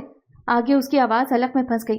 نصرت نے بڑھ کر اسے سینے سے لگا لیا اور آنکھوں میں آنسو بھر کر بولی، بیٹی ایمن اللہ کو پیاری ہو گئی۔ طبیعت اس کی رات ہی کو بگڑ گئی تھی۔ میں نے فون کر کے ڈاکٹر کو بلا لیا، اس نے دیکھا اور دوا دے کر چلا گیا، مگر صبح فجر کے وقت وہ فوت ہو گئی۔ رخشی نے جھٹکے سے سر اٹھا کر ماں کی طرف شاکی نظروں سے دیکھا۔ آپ نے مجھے کیوں نہ بتایا؟ میں نہ جاتی۔ وہ رو پڑی۔ تیرا امتحان تھا، رات دیر تک پڑھتی رہی تھی، اگر تو نہ جاتی تو تیرا سال خراب ہو جاتا۔ پھر آپ نے اتنی جلدی آپی کی تدفین بھی کر دی۔ میرا انتظار تو کیا ہوتا امی، میں اپنے آپی کا آخری دیدار تو کر لیتی۔ وہ روتے ہوئے بولی۔ امرین بھی رو رہی تھی۔ نزہت قصدن وہاں سے چلی گئیں۔ کچھ دیر رونے کے بعد دونوں نے وضو کیا اور سپارہ لے کر خواتین کے پاس بیٹھ کر تلاوت کرنے لگیں۔ فون پر بیٹے اور شوہر کو ایمن کی موت کی اطلاع دے دی۔ زین العابدین بھی عبدالوہاب کے ساتھ اسلام آباد کسی کام سے چلا گیا تھا۔ ایمن کی بیٹی کے انتقال کے بعد ہی وہاب خان گھبرا کر اسلام آباد چلے گئے تھے اور ساتھ میں زین کو بھی لے گئے، اور اب جب کہ ایمن کی موت کی خبر انہیں پہنچی تو وہ ایک دم گمسم سے ہو گئے۔ زین کو بھی دھکا پہنچا تھا۔ اسے شبہ تھا کہ ایمن کے ساتھ یقیناً زیادتی ہوئی ہوگی۔ ایسی صورت میں جبکہ شہریار بھی نہیں ہے تو گھر والوں کو کھلی چھٹی مل گئی تھی، لیکن رخشی کو شبہ نہیں یقین تھا کہ اس کی پیاری آپی کو ماں نے زبردستی راستے سے ہٹایا ہے، اپنی بھتیجی رتابہ کی وجہ سے۔ وہ اسے بہو بنا کر جلدی سے ایمن کی جگہ پر کرنا چاہتی تھی۔ کچھ لوگ حق رکھتے ہیں، حق جتاتے ہیں، حق مانگتے ہیں، مگر کچھ حق چھین لیتے ہیں، انہیں کسی کی پرواہ نہیں ہوتی۔ نزہت نے بھی ایسا ہی کیا تھا۔ رتابہ شہریار کی بچپن کی مانگ تھی، مگر اس دل کو کیا کہا جائے کہ وہ ایمن پر آ گیا تھا۔ شہریار نے بچپن کی اس مانگ کو یکلخت مسترد کر دیا تھا اور ایمن کے ساتھ اپنی شادی کا اعلان کر دیا۔ گھر والوں کا ووٹ بھی ایمن کی طرف تھا، حتیٰ کہ عبدالوہاب نے بھی جب مرتے ہوئے بھائی کی آخری خواہش کا احترام کرتے ہوئے ایمن کو بہو بنانے کا فیصلہ کر لیا تو نزہت کو ہتھیار ڈالنا پڑے، مگر وہ اپنی شکست کو بھولی نہیں تھی۔ انہوں نے سوچ لیا تھا کہ وہ تسنیم کی بیٹی کو بسنے نہیں دیں گی، اسے یہ گھر ہی نہیں دنیا بھی چھوڑنی پڑے گی۔ پھر انہوں نے اس خوبصورتی سے پلاننگ کی کہ کوئی جھول نہیں رہا۔ خوشنودگی کو جو ایک نرس تھی رازداری کا بھاری معاوضہ دے کر آمادہ کر لیا۔ وہ نرس ان کاموں میں ماہر تھی، کسی کو ہوا بھی نہ لگی اور موت نے زندگی پر فتح پالی۔ ایک دن نزہت نے فون پر رتابہ کو ایمن کے انتقال کی خبر دی تو وہ حیران رہ گئی۔ پھپھو، ایمن اتنی جلدی کیسے مر گئی؟ ابھی تو سال بھی پورا نہیں ہوا۔ وہ الجھن میں پڑ گئی۔ رتیب، اسے ٹی بی ہو گئی تھی، اس نے ہم سے یہ بات چھپائی، اسی عالم میں ڈیلیوری ہوئی تو طبیعت اور خراب ہو گئی۔ وہ تو ڈاکٹر نے جب انکشاف کیا تو میں ہکا بکا رہ گئی، اسے تو مرنا ہی تھا۔ اوہ بیچاری ایمن، اس نے ٹھنڈی سانس بھری۔ کیوں، کیا سوچنے لگی؟ پھپھو میں سوچ رہی تھی کہ کچھ لوگ اتنی کم عمر لے کر کیوں آتے ہیں دنیا میں۔ چھوڑو، کیا فضول بات ہے، جتنا اس نے جینا تھا جی لی۔ میری بات غور سے سنو، شہریار آنے والا ہے، چنانچہ تم کچھ دن کے لیے آ جاؤ۔ ایسے میں شہریار کو ایک دوست، ایک غمگسار کی ضرورت ہوگی، یہی وقت ہے اس کے دل میں اترنے کا۔ میں جلد سے جلد اس کا نکاح تم سے کر دینا چاہتی ہوں تاکہ ایمن کی یادیں اسے ڈسٹرب نہ کر سکیں۔ میں کوشش کروں گی آنے کی۔ کوشش نہیں، بس آ جاؤ، میں نے بھابھی سے بات کر لی ہے۔ اچھا اچھا، رتی نے مسکرا کر فون رکھ لیا تھا۔ اب پورے جائیداد، تمام سرمایہ، مل اور دفتر صرف عبدالوہاب خان کا تھا۔ نہ بھائی، نہ اس کی بیٹی، نواسی، میدان صاف تھا۔ وہاب خان ہمیشہ سے جاہ پرست تھے۔ نزہت کی اطلاع کے باوجود وہاب خان نے مزید ایک ماہ اسلام آباد میں لگا دیا۔ اس اثناء میں ایمن کا سویم اور چہلم بھی اپنے اختتام کو پہنچ گیا تھا۔ گھر میں پہلا جیسا بلکہ کچھ زیادہ ہی خوشگوار موسم نظر آ رہا تھا۔ سب کے چہرے حشاش بشاش تھے۔ کچھ دیر کے لیے وہاب خان بھول گئے کہ اس گھر میں ایک جوان موت ہو چکی ہے۔ چند دن پہلے وہ رات ہی کو واپس آ گئے تھے۔ اسلام آباد سے، مگر وہ گمسم تھے۔ انہوں نے بیوی سے بہت کچھ کہنا اور پوچھنا چاہا، مگر زبان جیسے گنگ ہو گئی تھی۔ صبح وہ ایمن کے کمرے میں گئے جو نئے سرے سے ڈیکوریٹ کر دیا گیا تھا، مگر اس کے باوجود ایمن کی شاکی نظریں انہیں اپنی طرف گھورتی نظر آ رہی تھیں۔ اس کی معصوم بچی کے رونے کی آواز صاف سنائی دے رہی تھی۔ وہ گھبرا کر باہر نکل آئے۔ انکل آپ آ گئے؟ رتابہ مسکراتی ہوئی آ کر ان سے لپٹ گئی۔ ہاں، میں رات کی فلائٹ سے آیا تھا۔ تم کب آئیں؟ میں کل سے آئی ہوئی ہوں۔ دونوں باتیں کرتے ہوئے لان کی طرف نکل گئے۔ شہریار کب تک آ رہے ہیں انکل؟ اصل بات اس کی زبان پر آ گئی۔ وہ بھی اگلے ہفتے تک آ جائے گا۔ اور کون کون آیا ہے تمہارے ساتھ؟ کوئی نہیں، میں اکیلی آئی ہوں۔ وہ مسکرائی۔ پھر دونوں نزہت کے پاس چلے گئے۔ وہ بہت خوش نظر آ رہی تھیں۔ رتابہ کو وہ وہاں چھوڑ کر پھر واپس مڑے اور ادھر ادھر دیکھتے رہے۔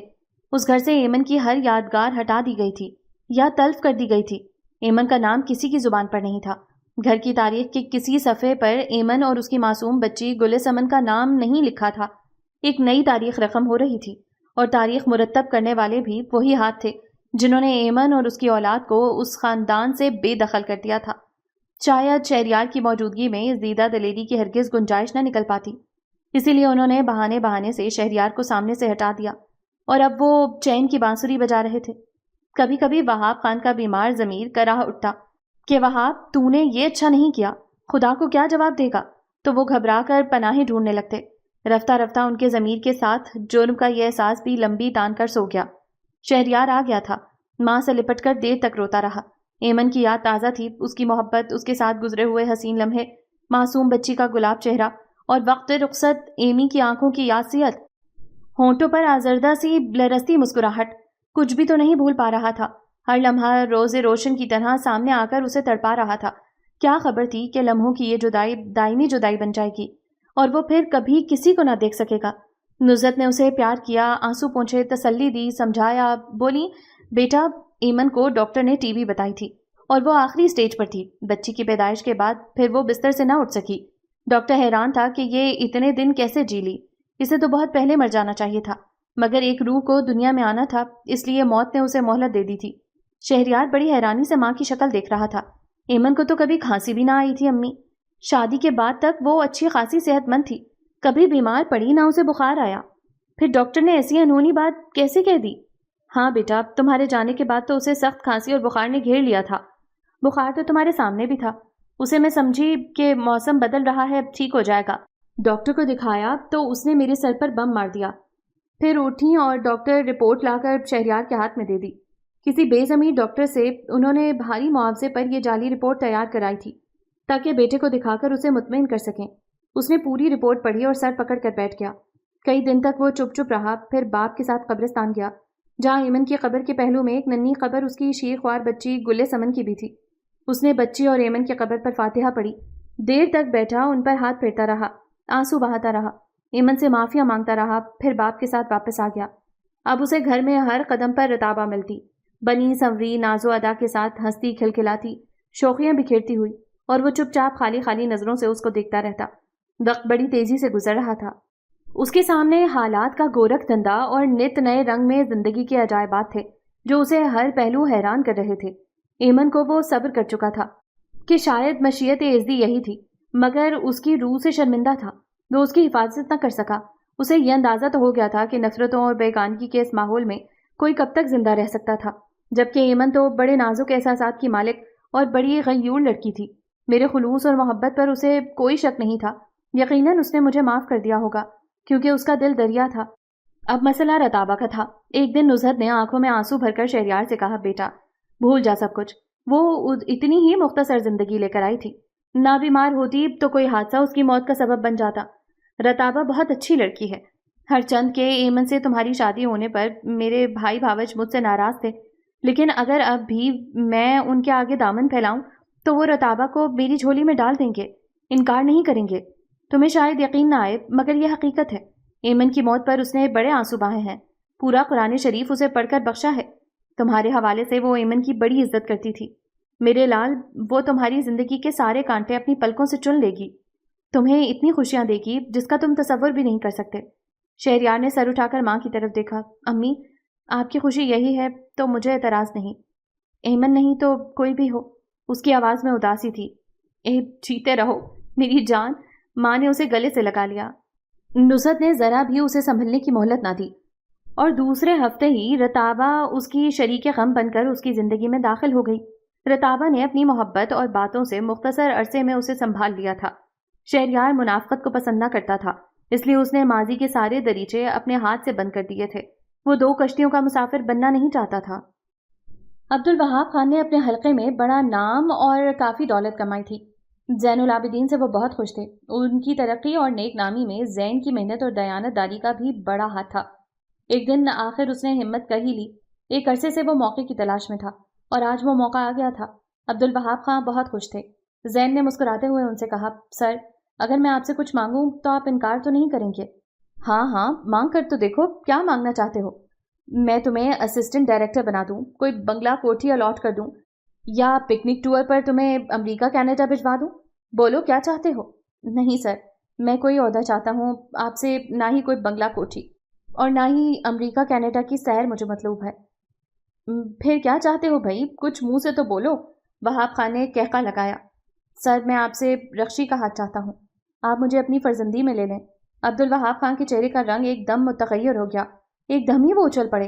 बड़ी अजनबी अजनबी नजरों से उन्होंने ज़ैनुल आबिदीन को बड़ी हैरानी से देखा और धाड़ कर बोले, इतना बड़ा सवाल करने से पहले तुमने अपनी हैसियत तो देख ली होती। मैं तुम्हारी इस जुर्रत को क्या नाम दूं? बेहतर यही है कि अब तुम्हारी जुबान पर मेरी बेटी का नाम ना आए। सेठ साहब, बेटियां तिजोरियों में रखने की चीज नहीं होती और ना किसी साइल को सवाल करने की पाबंदी है। मेरा और आपका साथ 5 सालों पर मुहित है। मैंने दिन रात मेहनत की है, आपका हर हुक्म बजा लाया हूँ, कभी शिकायत का मौका नहीं दिया। घर के एक फर्द की हैसियत से आपकी फैमिली ने मुझे इज्जत दी है। मैंने कभी आपका एतमाद मजरूह करने की कोशिश नहीं की और मेरा बाप भी कोई मामूली आदमी नहीं था, एक बैंकर था, बहुत ही मुअज़्ज़ज़ और हरदिल अजीज हस्ती। बदकिस्मती से वो बैंक दिवालिया हो गया। इस गम में उन्हें हार्ट अटैक हुआ और वो फोत हो गए और हमारे खानदान पर मुसीबत आ गई। मगर मैंने हौसला नहीं हारा, रात और दिन तालीम हासिल करने के लिए एक कर दिए। आखिर मैंने MSc और MBA करके ये आला मुकाम हासिल किया है। क्या कमी है मुझ में जो आपने इतनी हकारत से मेरा सवाल रद्द कर दिया? ये मेरा हक था। जिस आंगन में बेरी होती है वहां पत्थर आने से कोई नहीं रोक सकता। आप एक बार फिर ठंडे दिल से सोचिएगा कि मेरा मुतालबा सही था या गलत। वो चला गया और अब्दुल वहाब खान गुस्से से पेचोताप खाने लगे। उन्हें उसकी जसारत पर हैरत थी। ये 2 कोड़ी के लोग अपने सड़े बदबूदार माजी को बागो बहार बनाकर खुशबुओं और रंगों में लपेटकर पेश करने में जरा भी नहीं झिझकते। तभी लम्हे भर पहले जैन की कही हुई बातों की बाज़गश्त उनके अतराफ गूंजने लगी।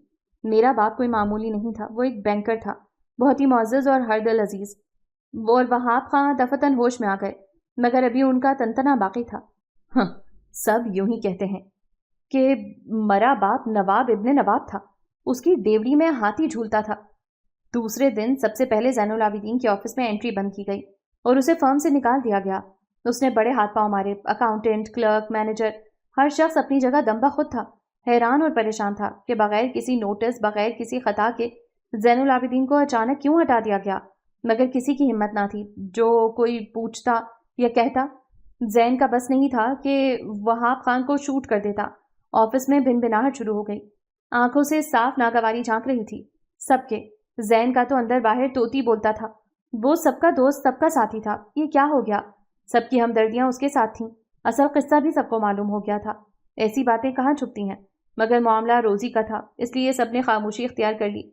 घर में नुसरत को जब मालूम हुआ तो वो सख्त बरहम हुई। ये आपने क्या किया? ख्वामखा उसे अपना दुश्मन बना लिया, जबकि ये बात आप भी जानते थे कि रख्शी भी जैन को पसंद करती है। लड़का भी अच्छा था और उसका खानदानी बैकग्राउंड भी बुरा नहीं था। वो मेहनती, ज़हीन, दयानतदार था। फिर क्या वजह थी कि आपने इतना सख्त कदम उठा लिया? अगर उसने रख्शी का हाथ आपसे मांगा था तो ये दुनिया से कोई अनोखी बात तो न थी। वो बहुत गुस्से में थी। बिलाशुबा ये कोई अनोखी बात न थी, वहाब खान ने कहा। लेकिन जब हमारे पास उससे 1000 गुना बेहतर प्रपोजल मौजूद था तो फिर मैं क्यों उस घटिया शख्स की हौसला अफजाई करता? फिर वो किसी वक्त भी मेरे लिए खतरा बन सकता था, इसलिए मैंने उसे अपने ऑफिस से ही निकाल दिया। वो बड़े फख्र से मुस्कुराए। अब मुझसे पूछो वो कौन सा प्रपोजल है? नुसरत का मूड खराब था। उन्होंने टेढ़ी नजर से शोहर को देखा। अब पहेलियां क्यों बुझवा रहे हैं, बताते क्यों नहीं? वो सेठ गजनफर अली के अकलौते होनहार बेटे समर अली का प्रपोजल है। बिजनेस की दुनिया का शहंशाह। उसका बेटा सोने, चांदी और डायमंड से खेल रहा है। मेरे सारे कर्जे माफ हो जाएंगे। एक के बजाय 2-3 मिले लगा लूंगा। अब बताओ, मैंने ये ठीक किया या गलत? मेरी निगाहें हमेशा आगे की तरफ देखती हैं। उनका लहजा फख्र व अंबिसात से चूर चूर था। नुसरत तजब्जुब के साथ बोली, बात तो आपकी भी ठीक ही है, मगर आपकी बेटी कब राजी होगी? ऐसी सूरत में जबकि जैन आपके जेर अताब आ गया है, वो यही समझेगी कि जैन के साथ आपने नाइंसाफ़ी की है। तुम माँ हो, उसे बेहतर तौर पर समझा सकती हो। वो फैसला कुन अंदाज में कहकर उठ खड़े हुए और मुस्कुराते हुए चले गए, और नुज़हत सोच में पड़ गईं। उनकी समझ में नहीं आ रहा था कि वो किस तरह उससे ये बात करें। रक्षी को कुछ मालूम हुआ, कुछ नहीं। कितने ही दिन गुजर गए थे, जैन घर नहीं आया था। ना किसी ने उसकी गैर हाजिरी को महसूस किया, ना ही किसी की जुबान पर उसका तस्करा आया। कुछ दाल में ज़रूर काला था।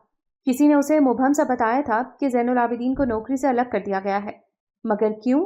रक्षी सख्त उलझन में थी। ये सवाल उसके अंदर उद्यम मचा रहा था। वो जैन से मिलना चाहती थी। उधर जैन भी कुछ इसी तरह सोच और कश्मकश में मुब्तला था। सारे रास्ते बंद हो गए थे। अभी चोट पड़ी थी, जख्म ताज़ा था और लोहा भी गर्म था। यही वक्त था कुछ कर गुजरने का। जैन ने फौरी प्लान बना लिया। रक्षी फ़ोन की तरफ लपकी, ये सोचकर कि मैं खुद जैन से मालूम करती हूँ। मगर ये क्या, फ़ोन तो कटा हुआ था, तार इधर उधर पड़े हुए थे। उसका दिल धक से रह गया। फिर वो लाउंज में गई, वहां भी यही सूरत हाल थी। यकीनन कोई सीरियस बात है। उसका दिल बैठने लगा। उसने नुसरत से पूछा, अम्मी फ़ोन को क्या हुआ? इस बेचारे को डिप्रेशन हो गया है आप ही। बजाय माँ के अमरीन ने हंसते हंसते जवाब दिया, ज्यादा ना बोला करो, जो मुंह में आता है बकती चली जाती है। माँ ने उसे डांटा और रक्षी से बोली, बेटा फ़ोन तो कई दिन से ख़राब है, तुम्हारे पापा नया सेट लाए हैं, आजकल में ठीक हो जाएगा। वो चली गई तो अमरीन ने सरगोशी की, आप ही इस घर में कुछ पुरसरार बातें होने लगी हैं। कोई इसरार नहीं है, मैं समझती हूँ। अच्छा देखो, मैं ज़रा निर्मा के घर जा रही हूँ। अगर अम्मी पूछें तो कह देना निर्मा से नोट्स लेना थे, अभी आती हूँ। और वो झपाक से बाहर निकल गई। उसने निर्मा के घर जाकर जैन की आपी को फ़ोन मिलाया। जैन वहीं था। उसने फ़ोन उठाया और रक्षी की आवाज़ सुनकर फड़क उठा। रक्षी, तुमने भी मुझे कोई फ़ोन नहीं किया, कम से कम मुझे पुरसा तो दे देती। वो मुस्कुराया। काहे का पुरसा, होश में तो हैं आप? वो चीख पड़ी। वो मेरा मतलब नौकरी से था। परेशान क्यों होती हो? परेशान तो आपने कर दिया है मुझे। न फ़ोन किया, न घर आए। आप ऑफिस क्यों नहीं आ रहे हैं? ये कैसी अफवाहें उड़ रही हैं? आपके और पापा के दरमियान क्या मामला हुआ है? सच रक्षी, मैंने कितनी ही बार फ़ोन किया, मगर किसी ने भी नहीं उठाया। शायद तुम्हारा फ़ोन ख़राब हो गया है। मैं तुमसे बहुत सी बातें करना चाहता था। ये अफवाहें हवा की शरारत नहीं, बल्कि हकीकत है कि हमारे और पापा के दरमियान तुम आ गई हो। वो हंस पड़ा। क्या मतलब? रक्षी गड़बड़ा गई। तुम आ जाओ, मतलब भी समझ में आ जाएगा। स्टॉप पर मैं तुम्हारा इंतज़ार करूंगा। फ़ोन बंद हो गया। वो तेज़ी से घर में दाखिल हुई और तैयार होकर उसने पर्स हाथ में लेकर अमरीन से कहा, मैं कुछ देर के लिए जफरीन के पास जा रही हूँ, अम्मी पूछें तो बता देना। वो जवाब सुने बगैर गेट से निकल गई। बस स्टॉप पर सन्नाटा था। उसने इधर उधर नज़र दौड़ाई तो कुछ दूर जैन गाड़ी से टेक लगाए खड़ा उसी तरफ देख रहा था। वो तेज़ी से चलती हुई करीब पहुंची तो जैन ने मुस्कुराकर दरवाज़ा खोल दिया। वो अंदर बैठ गई तो जैन ने दूसरी तरफ से आकर ड्राइविंग सीट संभाल ली और गाड़ी की रफ्तार तेज कर दी। जैन, हम कहाँ जा रहे हैं? रक्षी ने सामने विंड स्क्रीन की तरफ देखते हुए पूछा, जहाँ ज़मीन और आसमान मिलते हैं। उसका मुख्तसर जवाब था। रक्षी ने चौंक कर गर्दन मोड़ी। उसके चेहरे पर बड़ी संजीदगी थी और निगाहें विंड स्क्रीन पर ट्रैफिक के हुजूम पर लगी हुई थी। वो उलझ कर रह गई। उसने मजीद छेड़ना मुनासिब न समझा, क्योंकि गाड़ी रश में फंस गई थी। दोनों के दरमियान खामोशी की दबीज चादर तनी हुई थी। जब ट्रैफिक का शोर थमा तो वो अपने ख्यालों से निकली। उसने घबरा कर सामने देखा तो कोर्ट की इमारत नजर आई। वो गुंग सी देखती रही। आओ चलें, यही वो जगह है रक्षी, जहाँ ज़मीन और आसमान मिलते हैं। जैन के हाथ में उसका हाथ था और वो मैकानकी अंदाज में उसके साथ कदम उठा रही थी। जैन ने सही कहा था कि उस जगह आकर दोई का एहसास मिट जाता है। अब वो खला में नहीं थी, उसे एक महवर मिल गया था। उसे बहुत कुछ याद आ रहा था। उसके सामने से पर्दे हट गए थे। अपनी माँ और बाप का किरदार नियॉन साइन की तरह जल बुझ रहा था और उनके अकब से जैन और एमन का चेहरा झांक रहा था। नन्ही गुले समन की किलकारियां गूंज रही थीं। एमन और नन्ही गुले समन इस दुनिया में नहीं थी, लेकिन जैनुल आबिदीन जिंदा था। उसने शेर के मुंह में हाथ डाल दिया और जख्मी शेर धारते हुए खुद ही अपने जख्म चाट रहा था।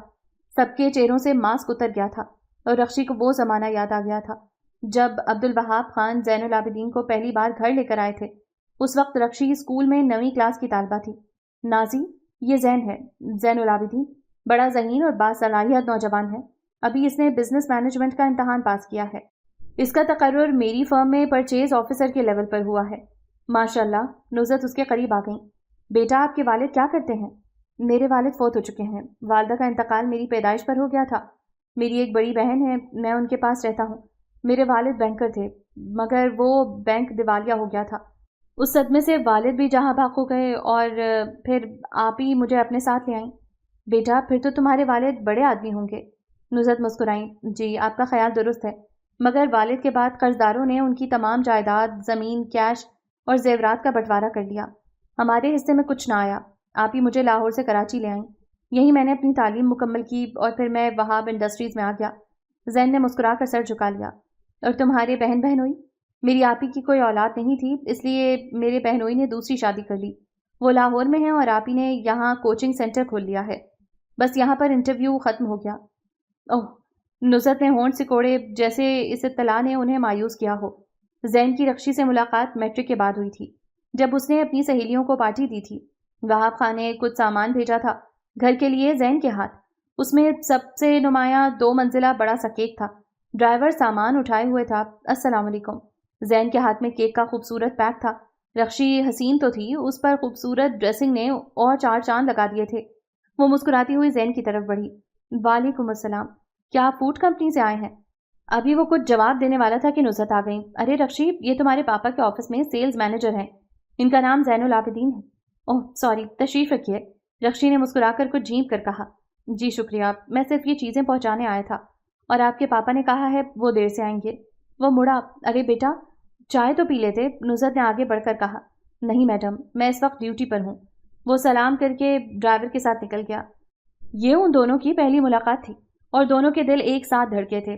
وہ چلا گیا تھا مگر اپنی خوبصورت پرسنالٹی کا زہر اس کے اندر پھونک گیا تھا، اور زین کو وہ معصوم سی پیاری لڑکی اچھی لگی تھی۔ اب اکثر وہاب خان زین کو گھر لے آتے تھے اور اپنے کمرے میں بیٹھ کر فرم اور سیلز کے سلسلے میں ڈسکس کرتے، کچھ ہدایات دیتے، پھر چائے پی کر زین چلا جاتا۔ اب رخشی اور زین میں مسکراہٹوں کا تبادلہ ہو جاتا، پھر رفتہ رفتہ 1-2 باتیں ہونے لگیں۔ خصوصاً نزہت اس کی بڑی تعریف کرتی تھی اور شہریار بھی اسے پسند کرتا تھا۔ ایمن زین کی آپی انجم فرحان کے کوچنگ سینٹر میں ٹیوشن پڑھنے آتی تھی۔ انجم نے ایمی کو اپنی بیٹی بنایا ہوا تھا، اس حوالے سے ایمن زین کی بہن ہوتی۔ ایمن کا کوئی بھائی نہیں تھا، اسے زین کی شکل میں بھائی مل گیا تھا۔ ایمی سے ملنے کبھی کبھی شہریار بھی سینٹر میں آنے لگا۔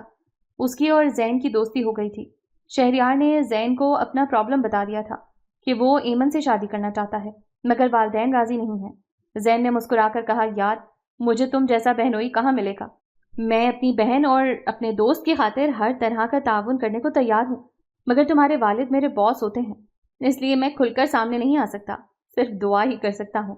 ہاں دوست، میرے لیے تمہاری دعائیں کافی ہیں۔ معصوم اور بے غرض بندوں کی دعائیں اللہ میاں جلدی سن لیتے ہیں، شہریار نے کہا۔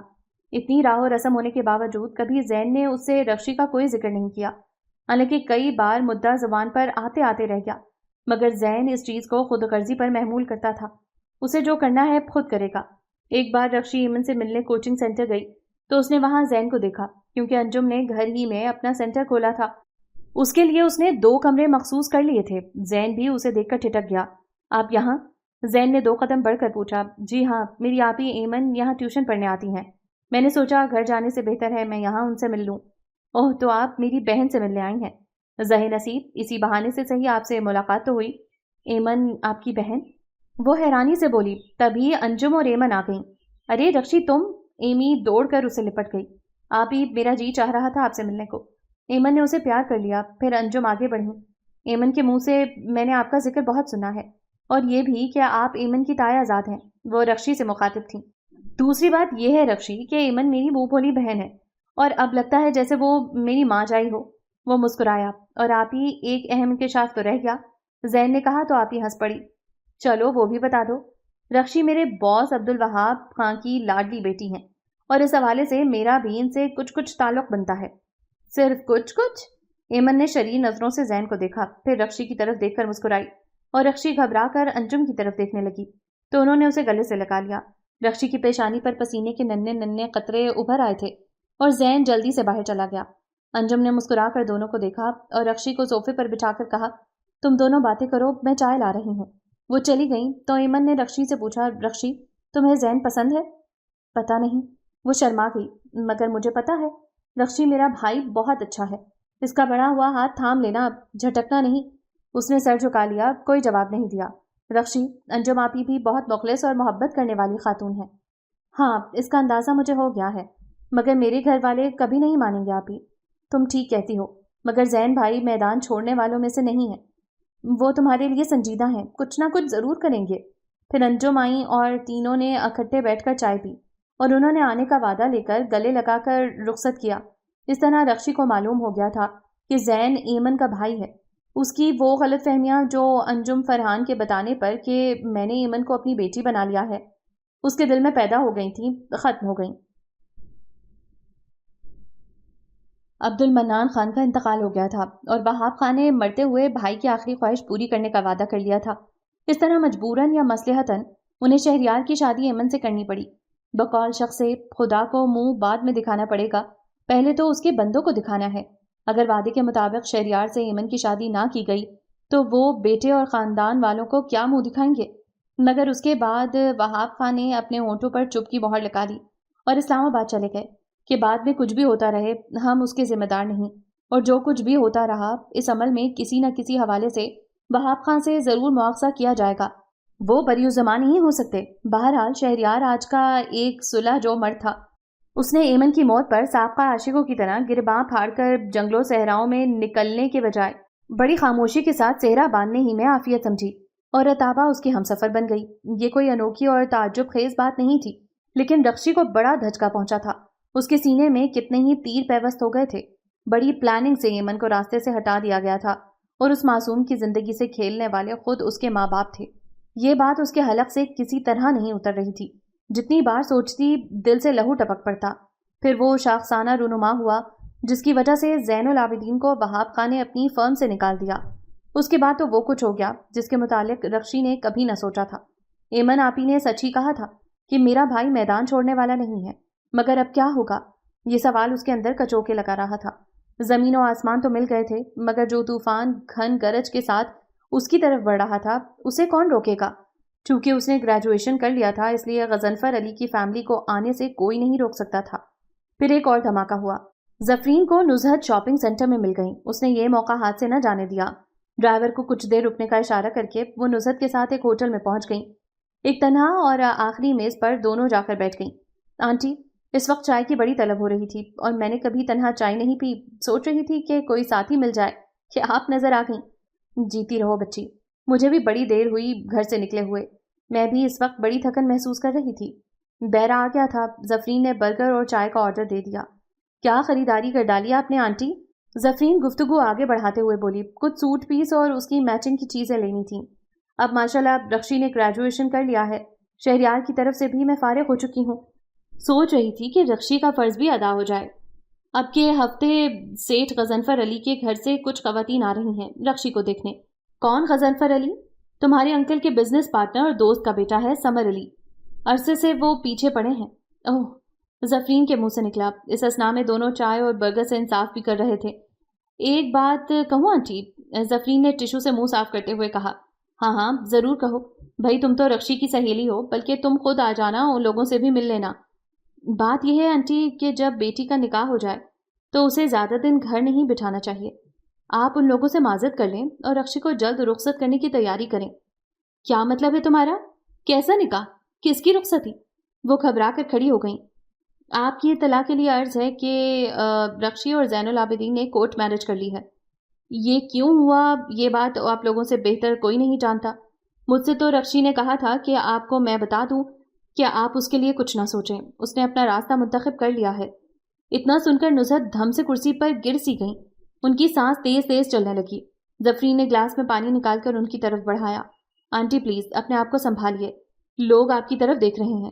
نزہت نے پانی کا گلاس منہ سے لگا کر جلدی سے خالی کر دیا اور کھڑی ہو گئیں۔ دوپٹہ درست کیا اور بیگ کندھے پر ڈال کر بڑی تیزی سے ہوٹل سے نکلی۔ پیچھے پیچھے زفرین آ رہی تھی۔ ڈرائیور ان کا منتظر تھا۔ جلدی سے دروازہ کھول دیا اور وہ اندر بیٹھ گئیں۔ اللہ حافظ، مگر انہوں نے اس کی طرف دیکھا تک نہیں۔ آندھی اور طوفان کی طرح وہ گھر میں داخل ہوئیں۔ اس وقت رخشی اور امبرین کے علاوہ گھر میں کوئی نہیں تھا۔ رخشی ادھر آؤ، وہ کمرے میں جا کر چیخیں۔ ان کا انداز بڑا جارحانہ تھا۔ دونوں گھبرا گئیں۔ جی امی۔ رخشی بھاگ کر اندر پہنچی۔ اس کے پیچھے امبرین تھی، مگر وہ دروازے ہی پر ٹھٹک گئی۔ نزہت نے پھولی ہوئی سانسوں کے درمیان غصے میں کہا، مارکیٹ میں مجھے زفرین ملی تھی، چائے کے بہانے ہوٹل میں لے گئی۔ اس نے مجھے جو کچھ بتایا کیا وہ سچ ہے؟ تم نے زین سے کورٹ میرج کر لی اور کسی کو خبر نہیں؟ جی امی، یہ سچ ہے، رخشی نے اعتراف کر لیا۔ تم نے ایسا کیوں کیا؟ بولو۔ اور اس کے ساتھ ہی انہوں نے اسے تھپڑوں اور لاتوں پر رکھ لیا۔ امبرین چیختی ہوئی بہن کو بچانے دوڑی۔ امی پلیز پلیز نہ ماریں، آپ ہی کو نہ ماریں۔ وہ رونے لگی تو ماں نے اسے دھکا دیا۔ ہٹ جاؤ یہاں سے، چلی جاؤ۔ پھر ان کا ہاتھ حرکت میں آ گیا۔ تماچے مار مار کر انہوں نے رخشی کا چہرہ سجا دیا تھا اور امبرین بہن سے لپٹ رہی۔ اس کے بھی 2-4 دھموکے جڑ دیے۔ ان پر جنون سوار ہو گیا تھا۔ تب رخشی نے امبرین کو آہستہ سے الگ کیا۔ نصرت بھی شاید تھک کر بیٹھ گئی تھیں۔ ان کی سانسیں پھول رہی تھیں اور وہ خون خوار نظروں سے دونوں کو دیکھ رہی تھیں۔ رخشی اٹھی، اس نے اپنے بال پیچھے کیے، ہتھیلی سے آنسو پہنچے اور اپنی لہو لہو آنکھوں سرخ چہرے کے ساتھ سسکیوں کے درمیان بولی، گھر میں جو کچھ آپ کرتی رہی ہیں، دفتر میں جو کچھ پاپا نے کیا، آپ سمجھتی ہیں کیا ہم بے خبر تھے؟ آپ نے جس طرح سلو پوائزن کے قطرے پلا پلا کر اور نشے کے انجیکشن لگوا لگوا کر میری معصوم آپی اور جان سے زیادہ عزیز بھابھی اور اس کی نوزائیدہ بچی کو قتل کیا اور اپنے جرم کو چھپانے کے لیے کسی بے ضمیر ڈاکٹر سے ٹی بی کی جھوٹی رپورٹ لکھوا لی اور ہم لوگوں کی عدم موجودگی میں اسے سپرد خاک کر دیا، کیا یہ تمام باتیں ہم جانتے نہ تھے؟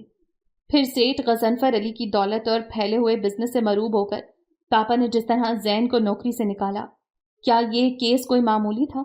کیا آپ کی بیٹی کا ہاتھ مانگنے والا اسی سزا کا مستحق تھا جو سزا پاپا نے زین العابدین کو دی تھی، یہ جانتے ہوئے کہ میں بھی زین کو پسند کرتی تھی، یہ جانتے ہوئے کہ زین میں وہ تمام خوبیاں بدرجہ اتم موجود تھیں جو فی زمانہ شادی کے لیے ایک اچھے نوجوان میں ہونی چاہیے؟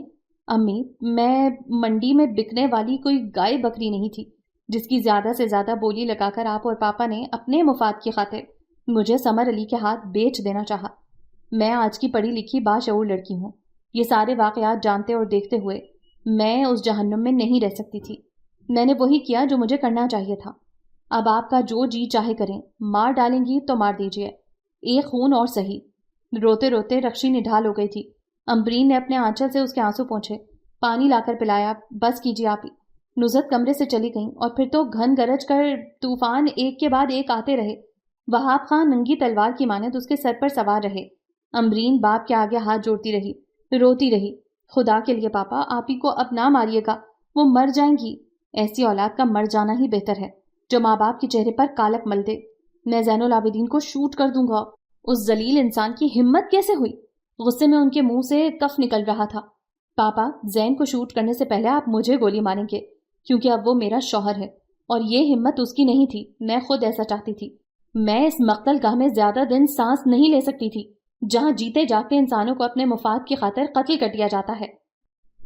شہریار ان دنوں شمالی علاقے میں رتابہ کے ساتھ ہنی مون منا رہا تھا۔ رات کو دونوں میاں بیوی میں جانے کیا پلاننگ ہوئی کہ ایک دم پاسا ہی پلٹ گیا۔ عبدالوہاب خان جلدی آفس چلے گئے۔